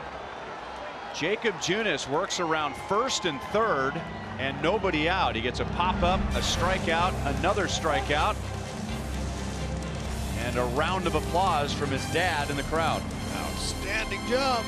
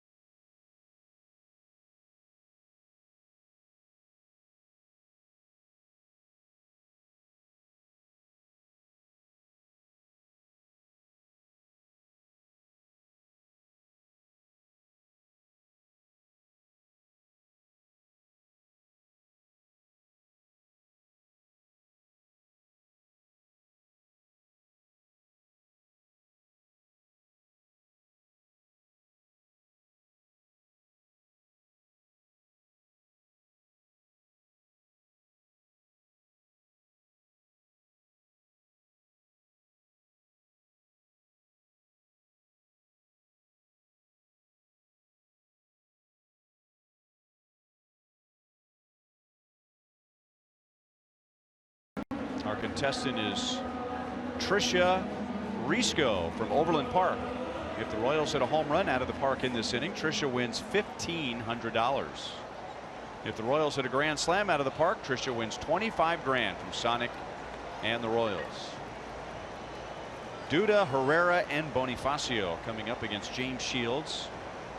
He is at 82 pitches, which was nothing for him a few years ago, but all that wear and tear, all those 200 inning seasons. He had 9 in a row, which ended in 2016, and so he is not a lock to go 100 pitches every start like he once was. No, but coming into this game, he had 157 innings, and Cooper told me that he'd like to get to 200 innings again this year.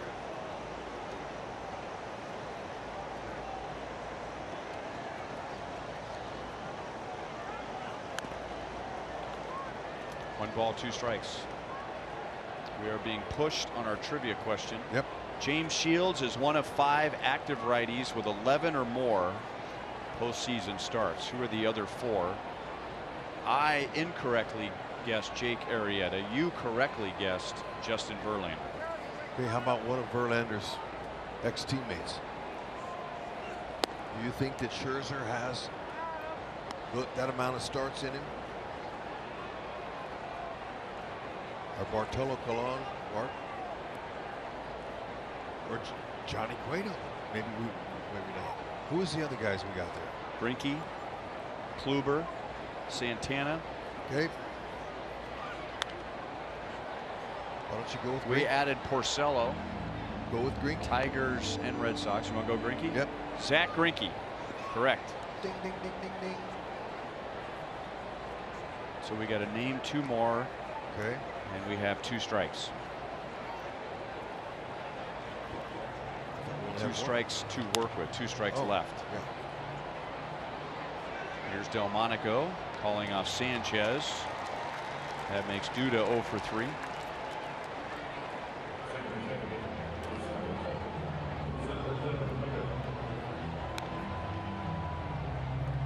Go with Porcello. Porcello, as a rookie, remember he pitched that 1-game playoff with Minnesota. Then they won some divisions. Red Sox, he had to have a few starts in their runs they had.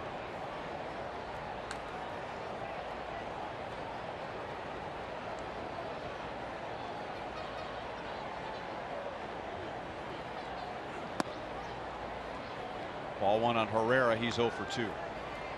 We won't get any more hints until they get closer to us again.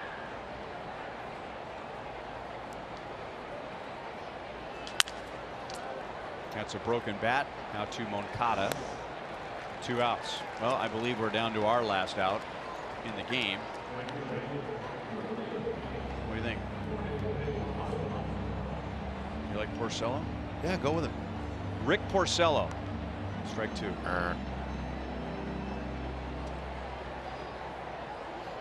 So on our list we have Colon, Kluber, Santana, Wainwright, Cueto, Scherzer.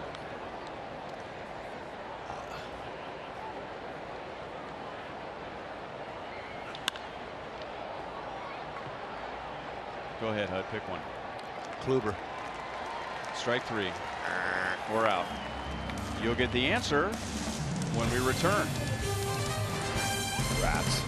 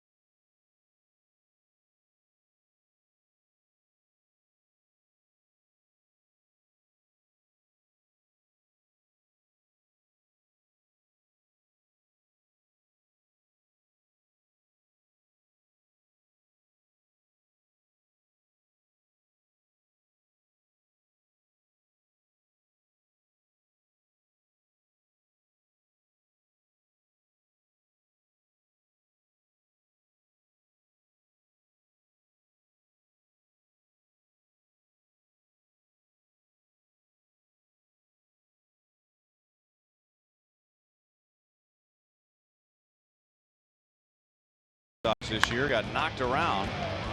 Here's his Pizza Ranch for the win line tonight. He's allowed 1 run, 4 hits in 5 innings. He has walked 3, one of which turned into the Chicago run, and he struck out 5, including the last 2 in the 5th inning.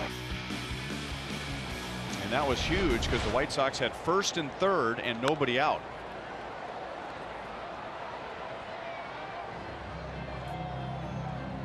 Back in the 2nd inning, the White Sox had a runner at 3rd and 1 out.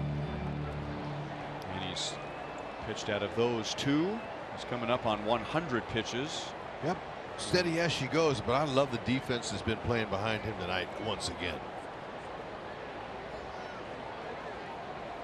Now he deserves credit for staying out of the middle of the plate. He's done a good job of getting some outs in some key situations by staying on the corners.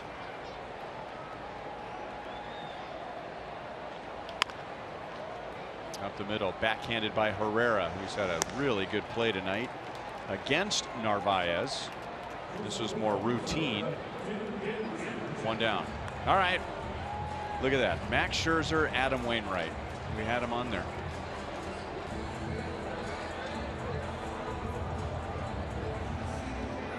Yep. There's a lot of right-handers out there that are veteran guys that have postseason experience, so that was a tough question. I will give them that. Tim Hill's ready to go. That's well hit to left field. Alex Gordon is back, and it's just over his glove for the 2nd time tonight. Tim Anderson drives one to the wall just beyond Alex's reach. It was a triple in the 2nd. It's a 1-out double in the 6th.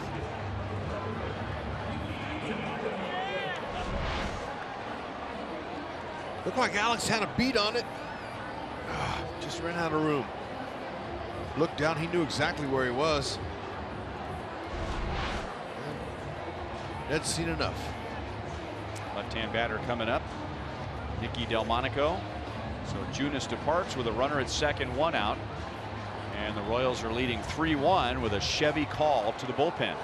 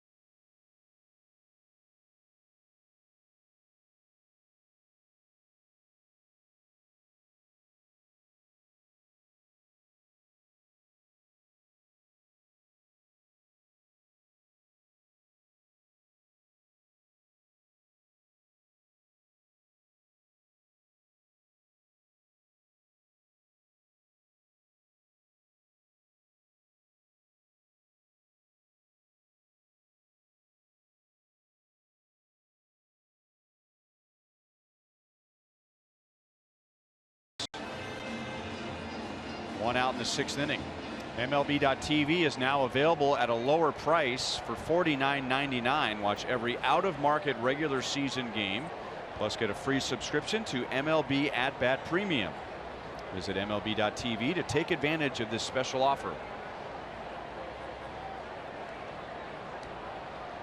Nicky Delmonico against Tim Hill, with Anderson at 2nd base and 1 out. Hill, sinker, slider, changeup, and is a ground ball worm burner. He has a 62.7 ground ball rate. It's second best among AL relievers. Doing a good job. That's what they want right here. Anderson to third, and Butera's throw is late. And that was a stolen base off of Hill.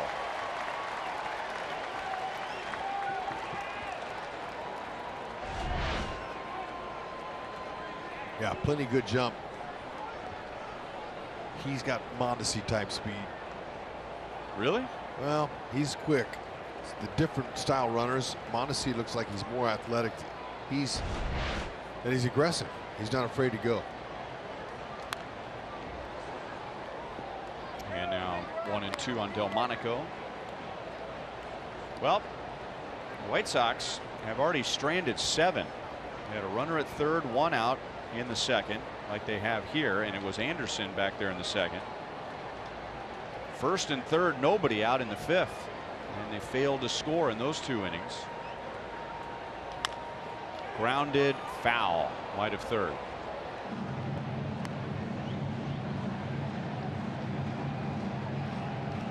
Only run the White Sox got tonight, they got it the hard way with 2 outs and nobody on. Anderson walked, stole second, and came home on Delmonico's base hit. This is the 3rd time tonight that Delmonico's had a chance to drive in Anderson.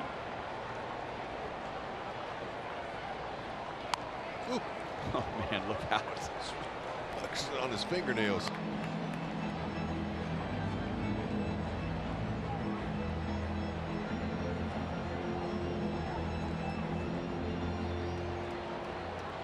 Royals had the infield in with Anderson at third in the second inning. Delmonico grounded out, and then Delmonico drove him in the 4th with a single to right.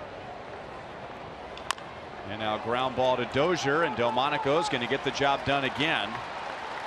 So this time the contact play was on, and it's a 3-2 game. Yeah, but with the infielders back, that was a no-brainer. And a high hopper like that, I mean, Dozier did the right thing, take the out.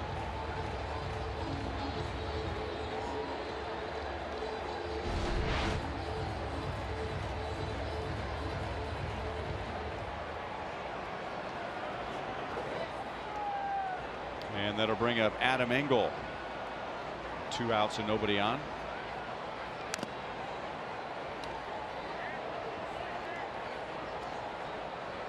Engel has popped to second and struck out. So that run is charged to Junis. And his final line is 2 runs, 5 hits, and 5 1/3.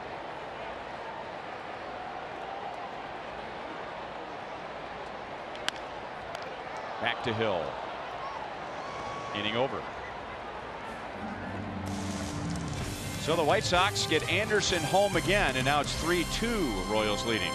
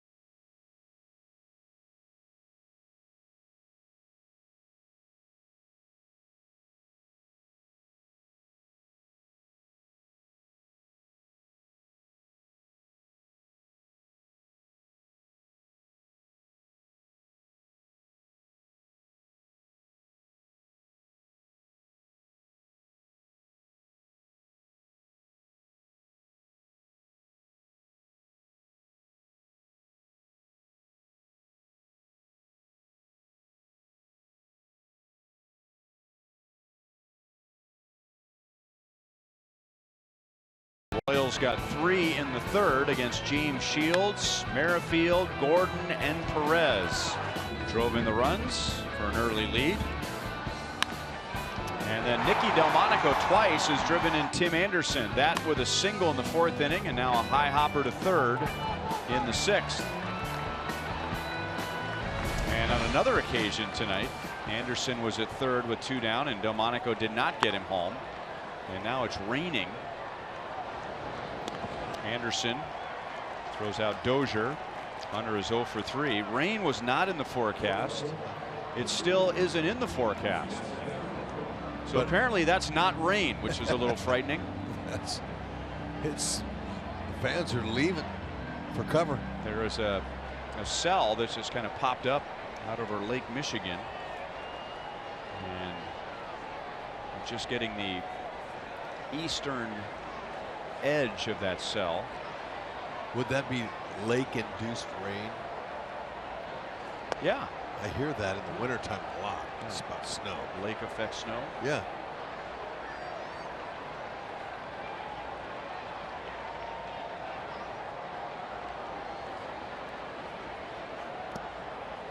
One and one on Escobar. No sign of the grounds crew, so and it's already almost stopped raining.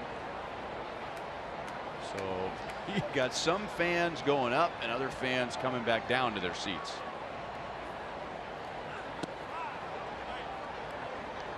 2 and 1 on Eske, who is singled, doubled, and now it's time for a triple. And if he accomplishes that, or any other Royal does, the Kansas City Honda dealers will make a $1,000 donation to the KC Urban Youth Academy.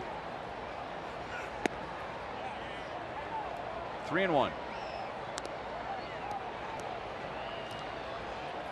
Shields is at 96 pitches. And at the moment, there is nobody warming up in the bullpen. I assume that would change if Escobar reaches. And we'll see what happens here as Escobar's on with a 1-out walk. That's Shields' second tonight.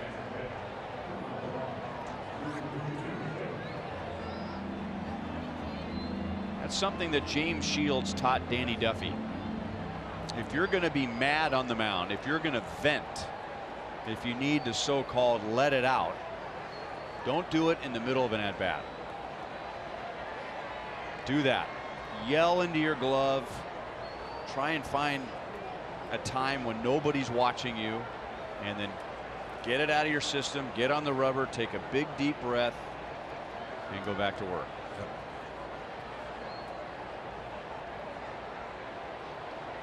Sometimes Shields would wait until the inning was over, and as he was walking off the mound would scream at himself inside of his glove.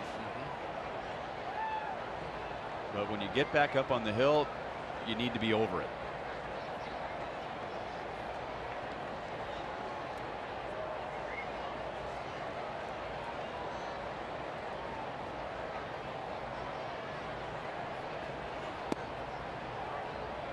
One and one on Drew Butera. He's 1 for 2 with a run scored. And with Escobar at first base and 1 out back in the 3rd inning, Escobar ran on a hit and run, and Butera hit a ground ball into right field to get Eske to third, and that was the beginning of the Royals' 3-run rally, and they could try it again here. Worked once and it got him going. It got him that big inning. They need another one. Give the bullpen a little cushion, and the fans are starting to come back to their seats.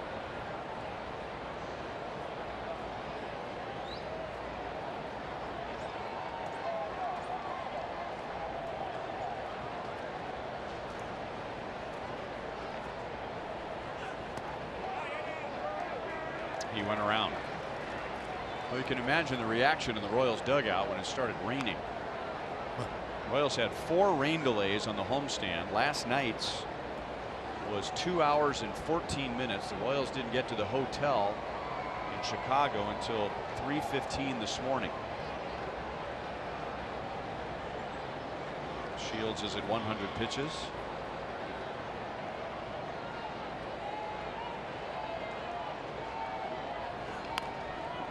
Grounded to third. Sanchez goes to second, and Moncada That was a nice play. A rough year for the White Sox defensively, but they will show flashes. And that was one right there. 5-4-3 to end the 7th.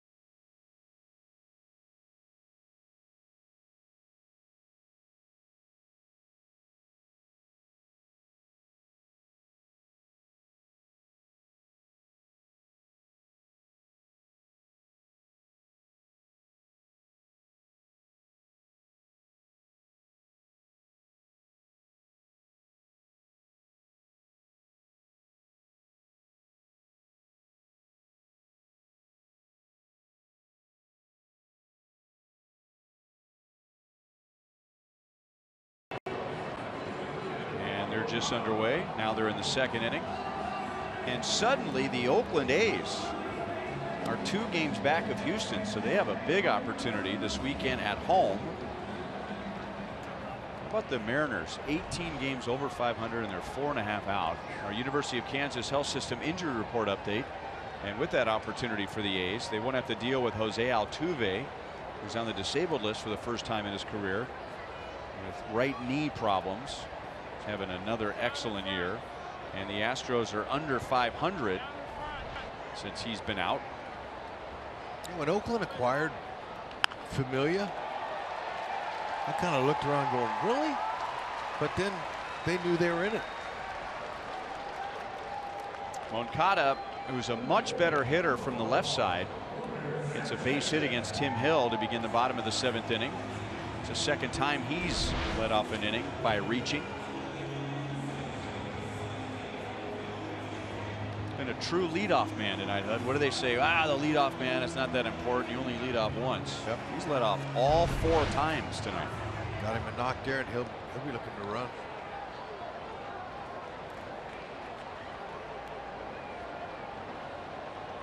And the Royals want Yolmer Sanchez to bat right-handed. He chops it to the left side. Escobar, it's off of his glove. And I wonder if, as he was approaching that ball, if he got caught in between, do I go to 2nd or do I go to 1st? But it looks like the Royals' long errorless streak is going to come to an end. It's an error on Escobar. So 153 consecutive errorless innings. A Royals record comes to an end at a bad time. The Royals ahead by 1. The White Sox have 2 on and nobody out in the 7th inning. And Jason Adam will come on to face Jose Abreu in a Chevy call to the pen.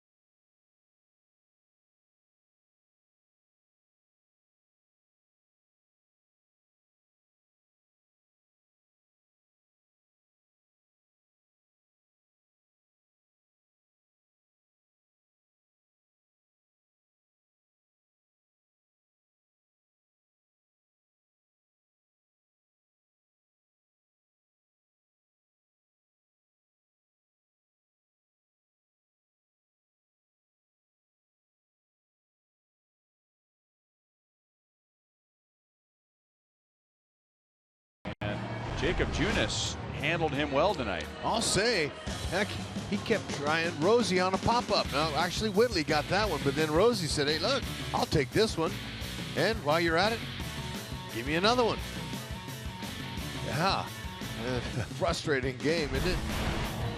And there was a man on base each time he came to the plate. There were 2 on in the 5th, and now there are 2 on in the 7th with nobody out. And Jason Adam, who has 5 2/3 consecutive scoreless innings, comes on, and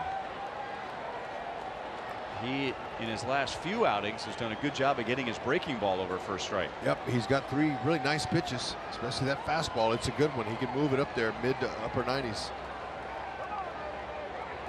But, well, can you get Abreu to miss for a 4th time? No.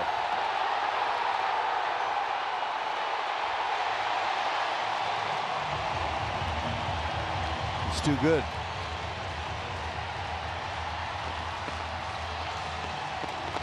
He is now 2 out of 3 with 2 home runs against Jason Adam.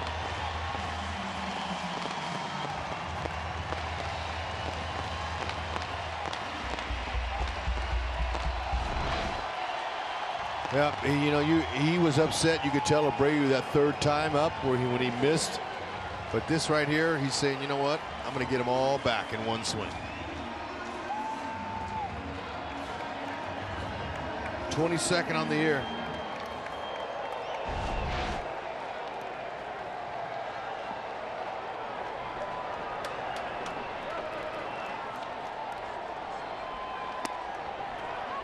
Well, the White Sox had not hit well tonight with men on base. They had stranded 7 in the first 6 innings.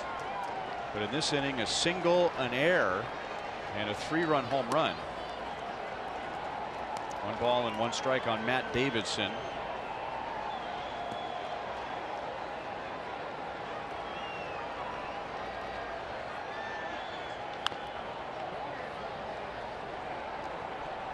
One ball and 2 strikes.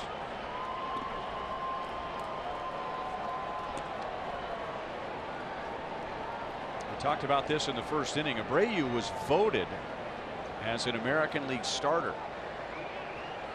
First time in 22 years that a White Sox player was voted as a starter, and that gave him a lift, as it has Salvador Perez since the All-Star game.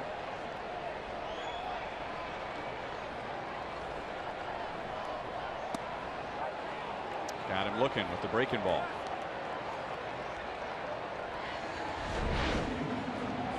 StatCast will show you the ball was hit hard.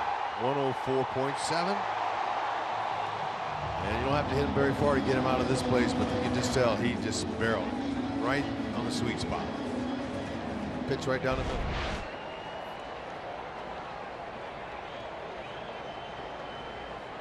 Kind of had a feeling when the airless streak ended that it's maybe a little bit of bad luck. Baseball, it happens that way sometimes. You can only stay in a tree for so long in this game. 1-1 on Larry Garcia. Home runs have been a big item in this season series. White Sox are 8-5 against the Royals this year. And with Abreu's home run, the White Sox have out-homered the Royals 26-12. And they really set the tone. Remember, on opening day, they hit 5 home runs against the Royals.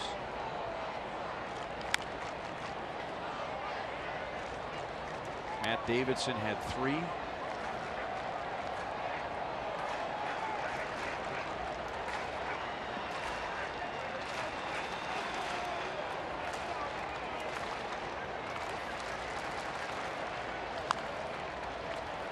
Still 2-2.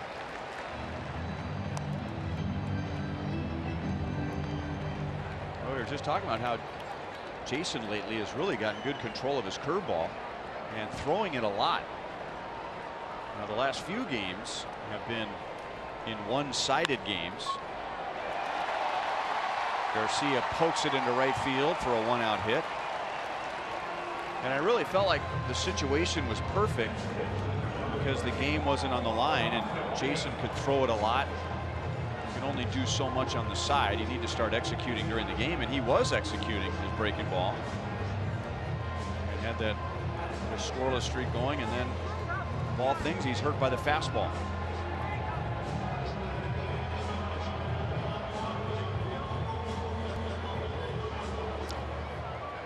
Yeah, sometimes you got to be careful with that first pitch. But, you know, Butera's back there helping him as well.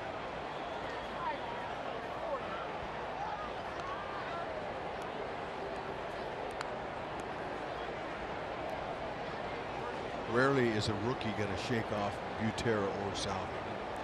And then the next question is, you know, it always seems like the wrong pitch when it's hit for a home run, but where was the target? Because it can be the right pitch, but the wrong location.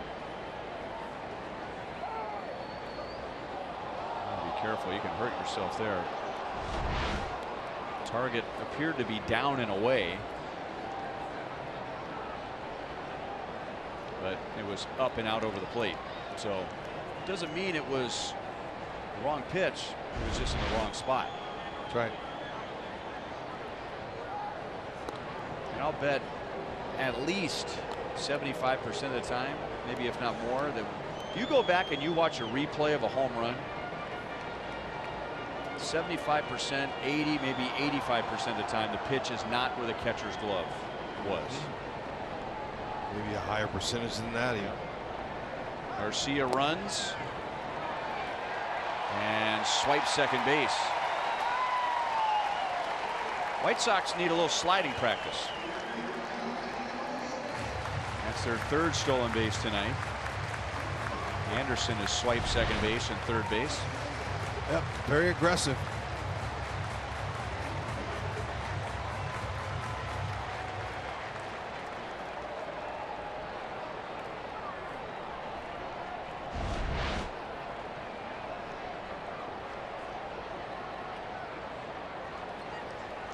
One and 0 on Narvaez. He is 0 for 3 so far tonight. There's the breaking ball, and it's low. 2 balls and no strikes.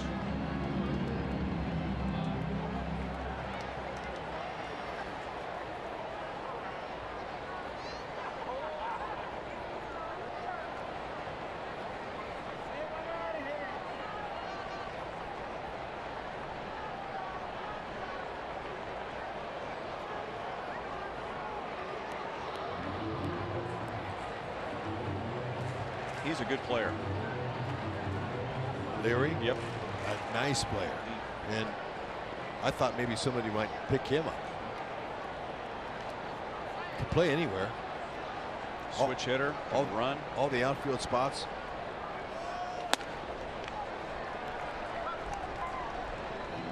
Clutch hitter. Talked about him over 400 with runners in scoring position. Always has a smile on his face. Happy.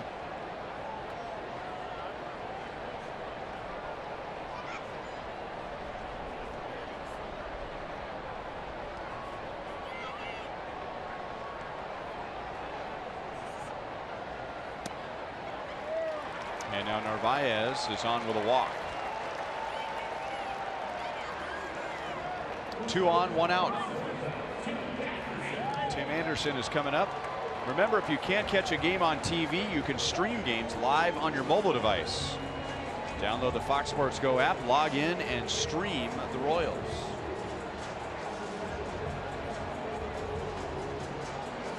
Cal Eldred calls down to the Royals bullpen. Tim Hill got the last 2 outs of the 6th, and then Moncada had a bloop single to begin the 7th. Sanchez hit a ground ball to Escobar, and it went off of Escobar's glove for an error. The Royals' first error after 153 consecutive errorless innings, a team record. And then Abreu hit the 3-run home run. That was on Jason Adams' first pitch. There's Burge Smith warming up. And then Adam struck out Davidson after the home run. Garcia has singled. Narvaez has walked. It's 1-0 on Anderson. He's had a big night. 2 hits and a walk, 2 stolen bases, and 2 runs scored.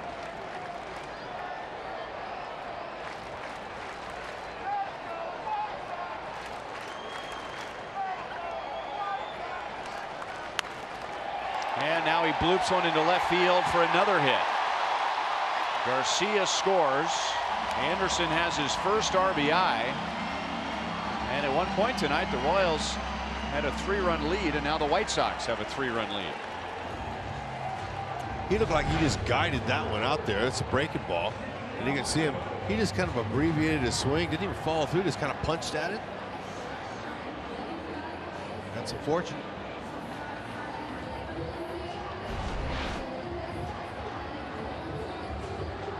And now Jason Adam will get a visit from Cal Eldred.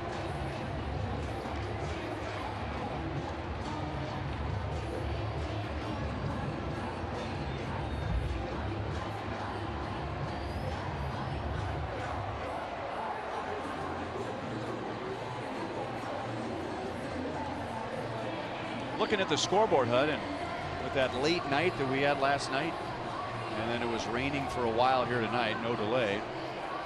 The Blue Jays had it even worse than the Royals did. They had to go to New York, probably hit rush hour traffic when they landed, and now they're in a delay at Yankee Stadium.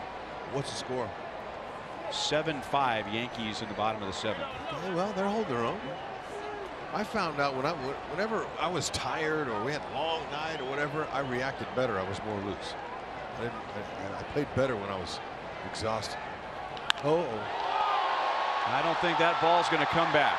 Nicky Delmonico clears the bullpen in right field, and the White Sox have 7 runs in the 7th inning and 2 3-run home runs. Abreu and now Delmonico.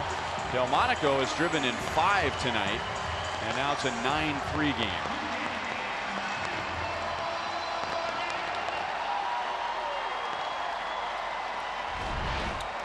Was it a first pitch heater again? It was. And 91 didn't look like he had his best velocity on that one, but that's a perfect hitting speed for anybody up here.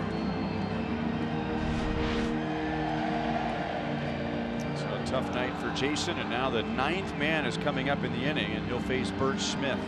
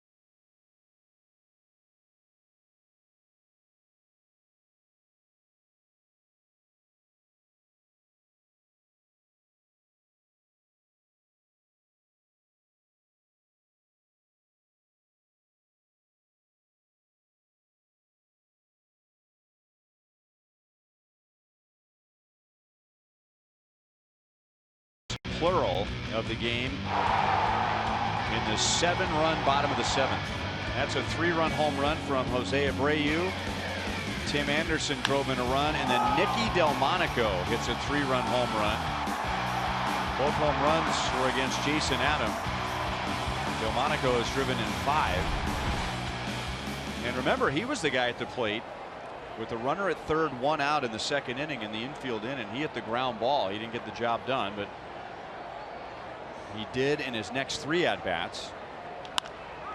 And now that is just foul off the bat of Adam Engel on the first pitch from Bert Smith, who is back to the Royals bullpen after making 6 starts. Yep, you know, for 63 innings, you know, he's given up a few long balls at 14 and ERAs over 6. A lot of that was from his starting, but he's had 31 appearances now, 32nd game. A little bit too much in the middle of the plate. And these young guys are learning. Same way with Jason Adam. They're taking their lumps. They're learning what it's like up here. You just can't leave anything over the middle of the plate. And they'll get better. They'll learn from it. This is a learning year for a lot of these young guys.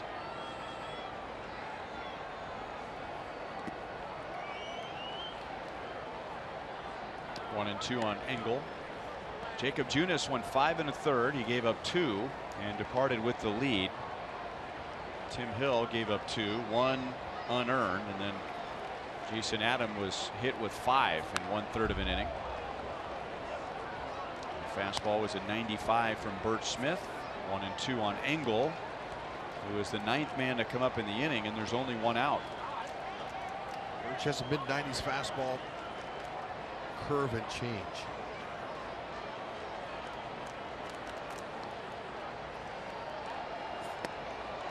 Right by him. 2 down.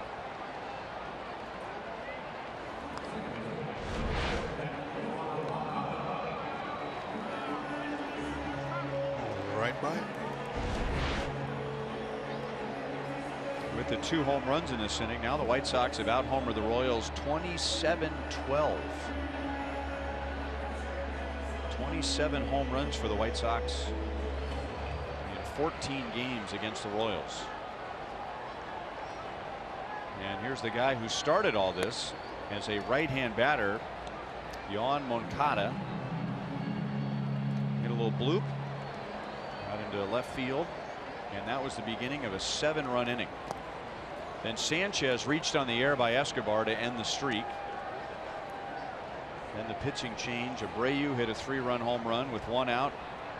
Garcia reached. Narvaez walked. Anderson had an RBI single, and then Nicky Delmonico hit a 3-run home run to right.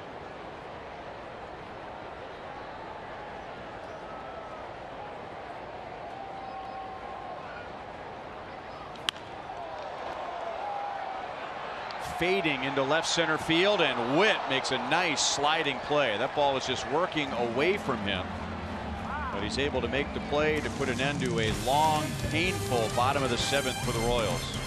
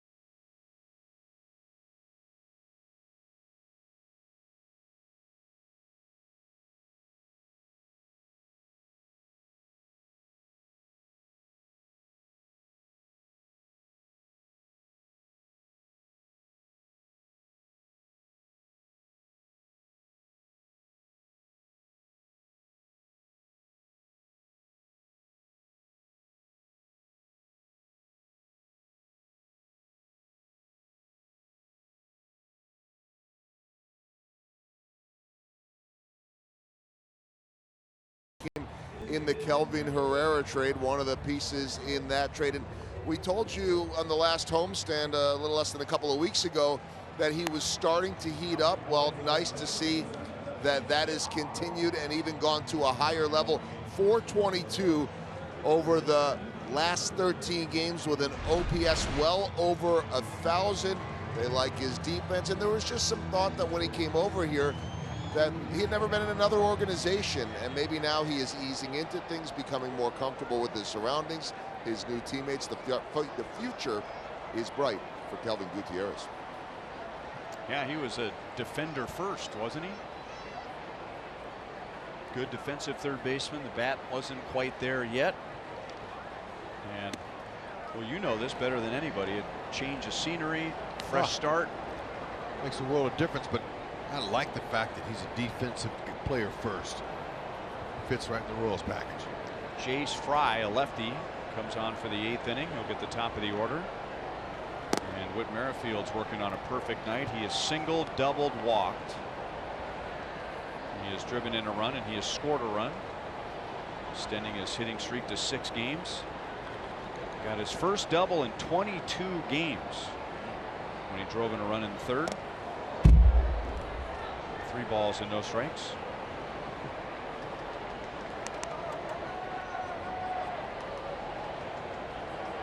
Trending in the right direction. And, you know, he hit all those home runs last year, but he's more of a doubles hitter. That's probably a stat you want to pay closer attention to with him than the home runs. Multi-hit Whit.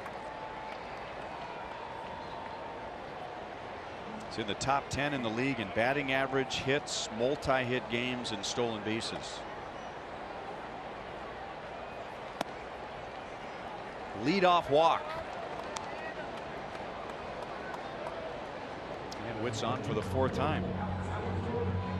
Well, if you have a classic car you'd like to show off, join us for the 9th annual Classic Car Show at Kauffman Stadium, Sunday, August 26th. Registration includes 2 game tickets, a commemorative T-shirt, and a dash plaque, along with entry into the competition. And winners will have an opportunity to drive their cars inside the stadium before the game.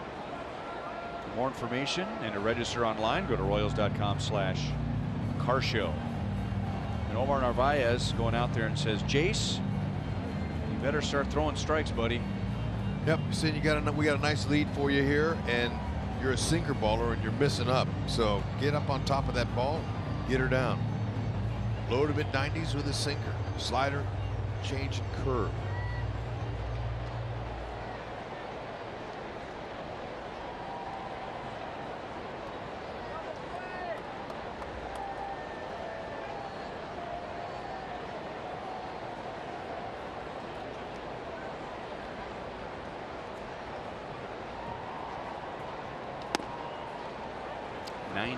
He comes right over the top. 1 ball, 1 strike. Alex Gordon is lined to left. Nicky Delmonico, we were talking about his night at the plate. How about the play he made against Alex in the 1st? Alex also has a sac fly and a ground out. 1 ball, 2 strikes. It's Elvis night. And one of the things that they're serving here is a peanut butter, banana, and bacon sandwich. Was that Elvis? Was that Elvis's favorite snack? Well, whatever Narvaez said worked. He may have said, listen, if you don't start throwing strikes, we're going to drag you into the parking lot and make you eat a bacon, peanut butter, and banana sandwich. It looked pretty good. They brought one up. It did? Yeah. Why didn't you eat it? Because I'm not hungry. I think the mere mention of a peanut butter, banana, and bacon sandwich would ruin anybody's appetite. Yep.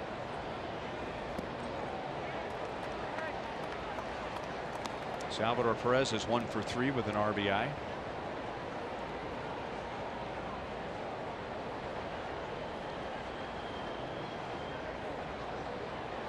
Royals scored all 3 of their runs in the 3rd for a 3-0 lead. And Chicago got 1 in the 4th, 1 in the 6th, 7 in the 7th.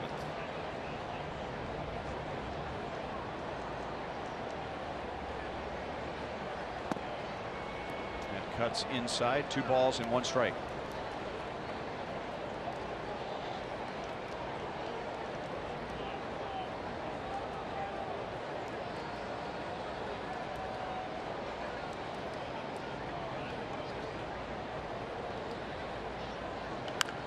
Breaking ball, foul.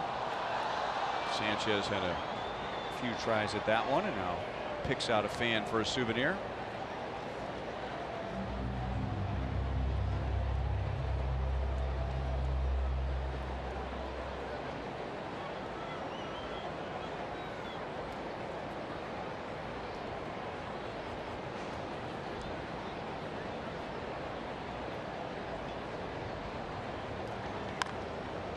That's about all Salvi could do at that pitch.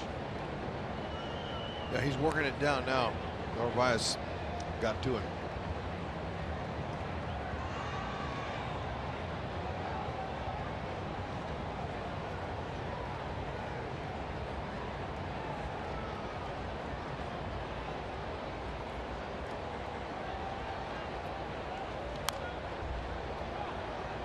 Still 2-2.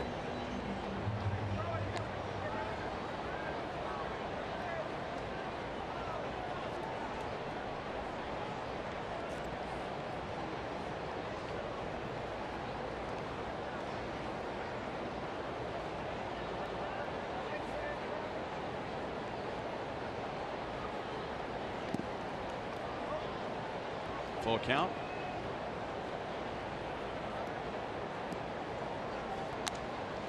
Jace Fry is a two-time Tommy John survivor. He had Tommy John surgery in college. Tommy John surgery again 3 years ago.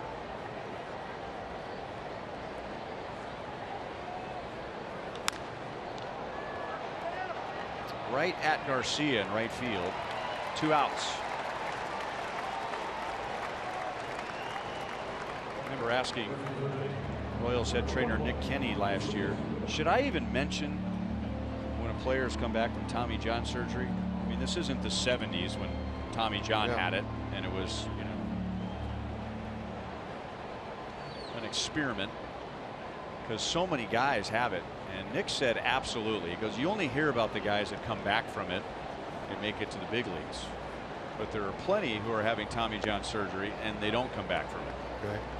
And now we're starting to talk about guys who've had Tommy John surgery twice, 3 times. Oh.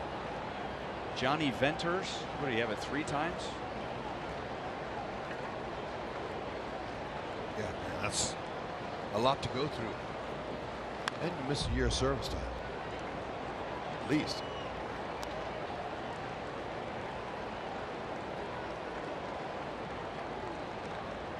Unless you're on the active roster.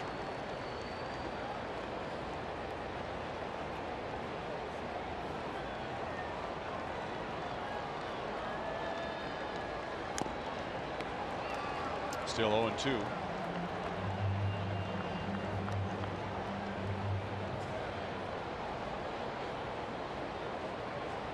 Our Pepsi fans of the game had to be Elvis impersonators. Some of the ladies have the Elvis gear on tonight. They do. I think they give it pass out sideburns with glasses. I've been seeing a lot of those. There's a Sylvester Stallone impersonator. Now, that group over there with the white robe or whatever with the red scarf, wasn't that the famous Elvis special from Hawaii, live from Hawaii? I think it was. And at that point Elvis had gotten into quite a few banana peanut butter and bacon sandwiches. He passed at 42 years old. Yeah, gosh. He was a young man. That was one of those, do you remember where you were when you heard that Elvis Presley passed away? Do you remember where you were? No. I remember where I was. Okay.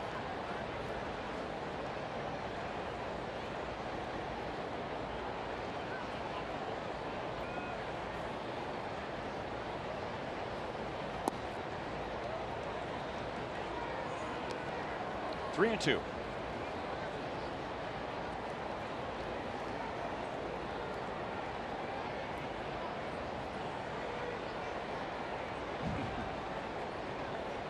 The sunglasses and the sideburns. Duda's down on strikes, so Fry shakes off the leadoff walk. He ends up striking out 2 in a scoreless 8th.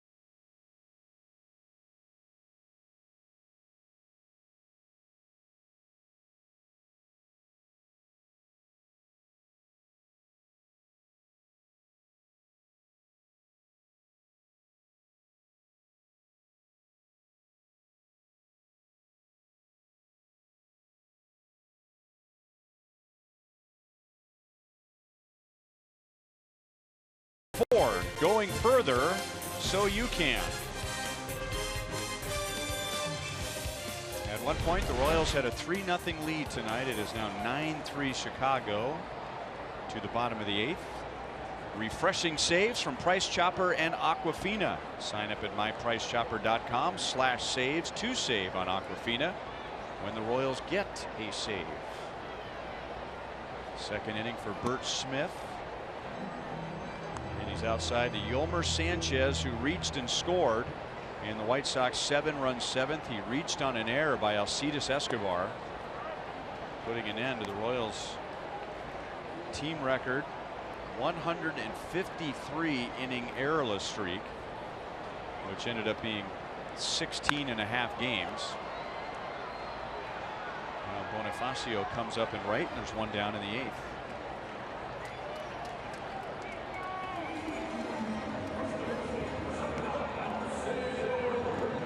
It looked like on a ground ball that Escobar had to charge on that he had two options. He could either get to the ball quickly and go to second and get the lead runner Moncada, or he could field, and he had to hurry with his throw to first to get Sanchez, and it looked like maybe he was caught in between. Yep. Looked like he pulled up a little bit on it. Sure, that happens. And it was going to happen eventually.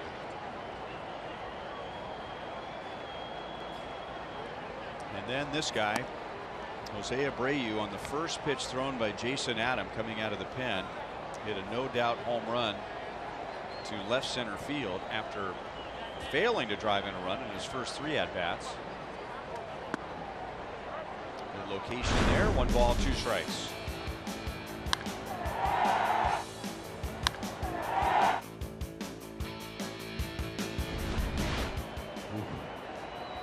Dangerous, short, compact.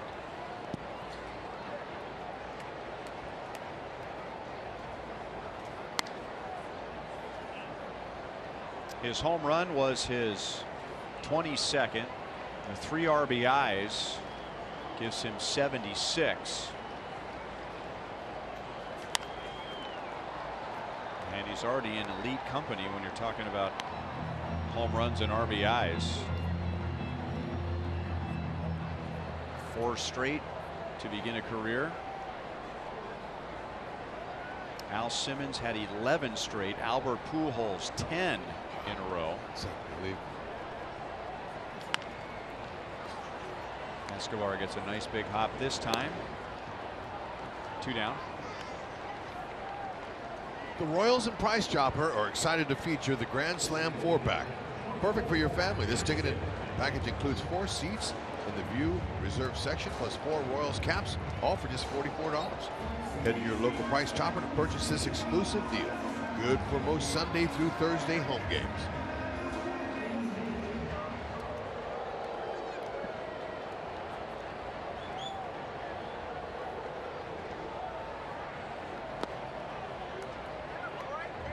Well, the White Sox lead 9-3 tonight, and Matt Davidson has nothing to do with it. Yeah, believe it or not.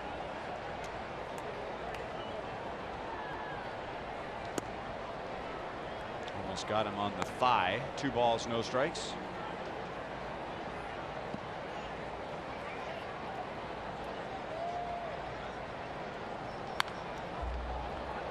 He has 8 home runs this year against the Royals. 3 of those came on opening day.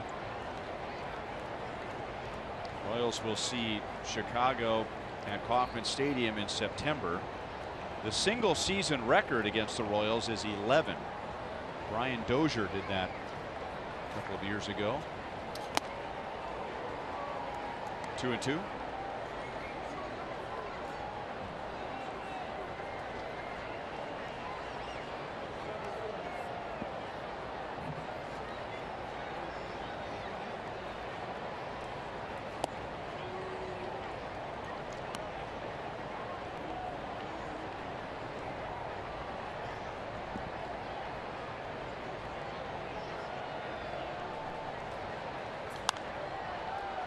That'll be out of play.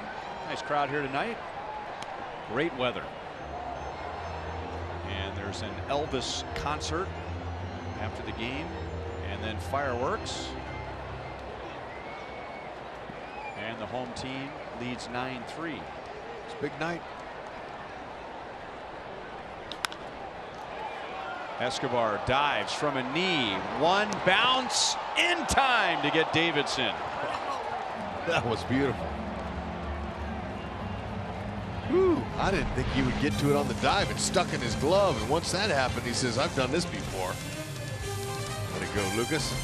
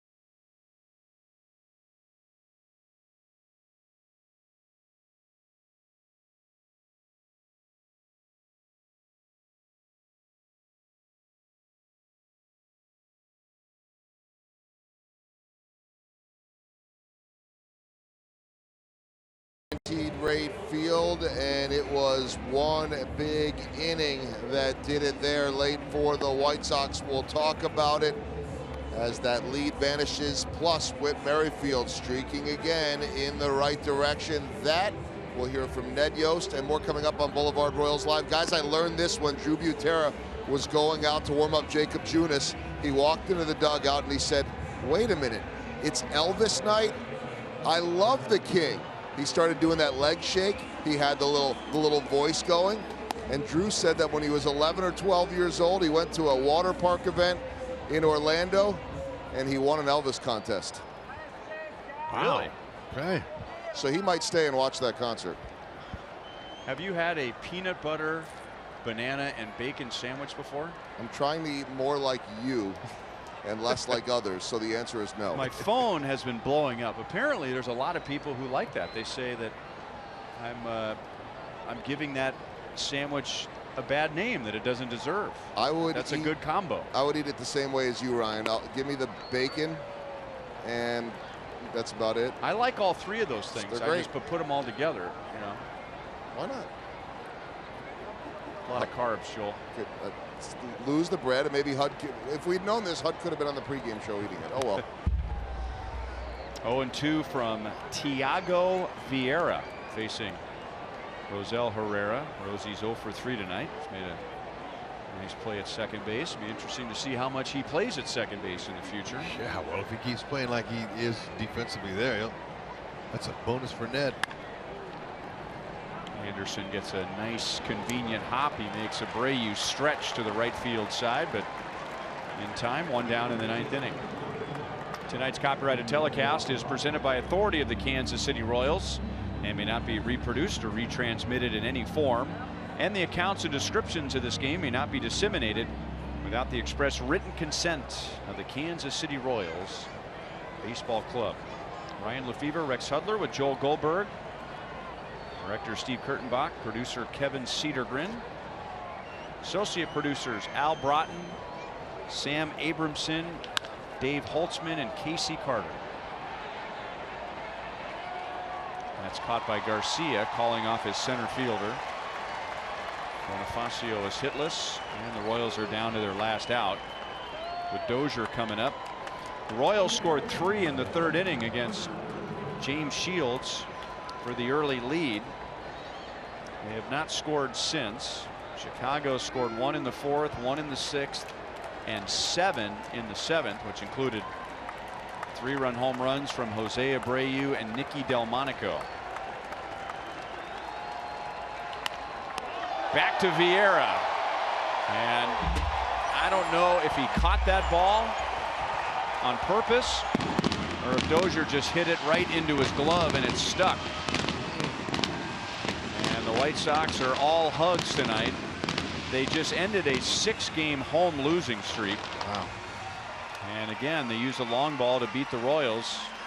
White Sox are 9-5 against the Royals this year, and they've out-homered the Royals 27-12.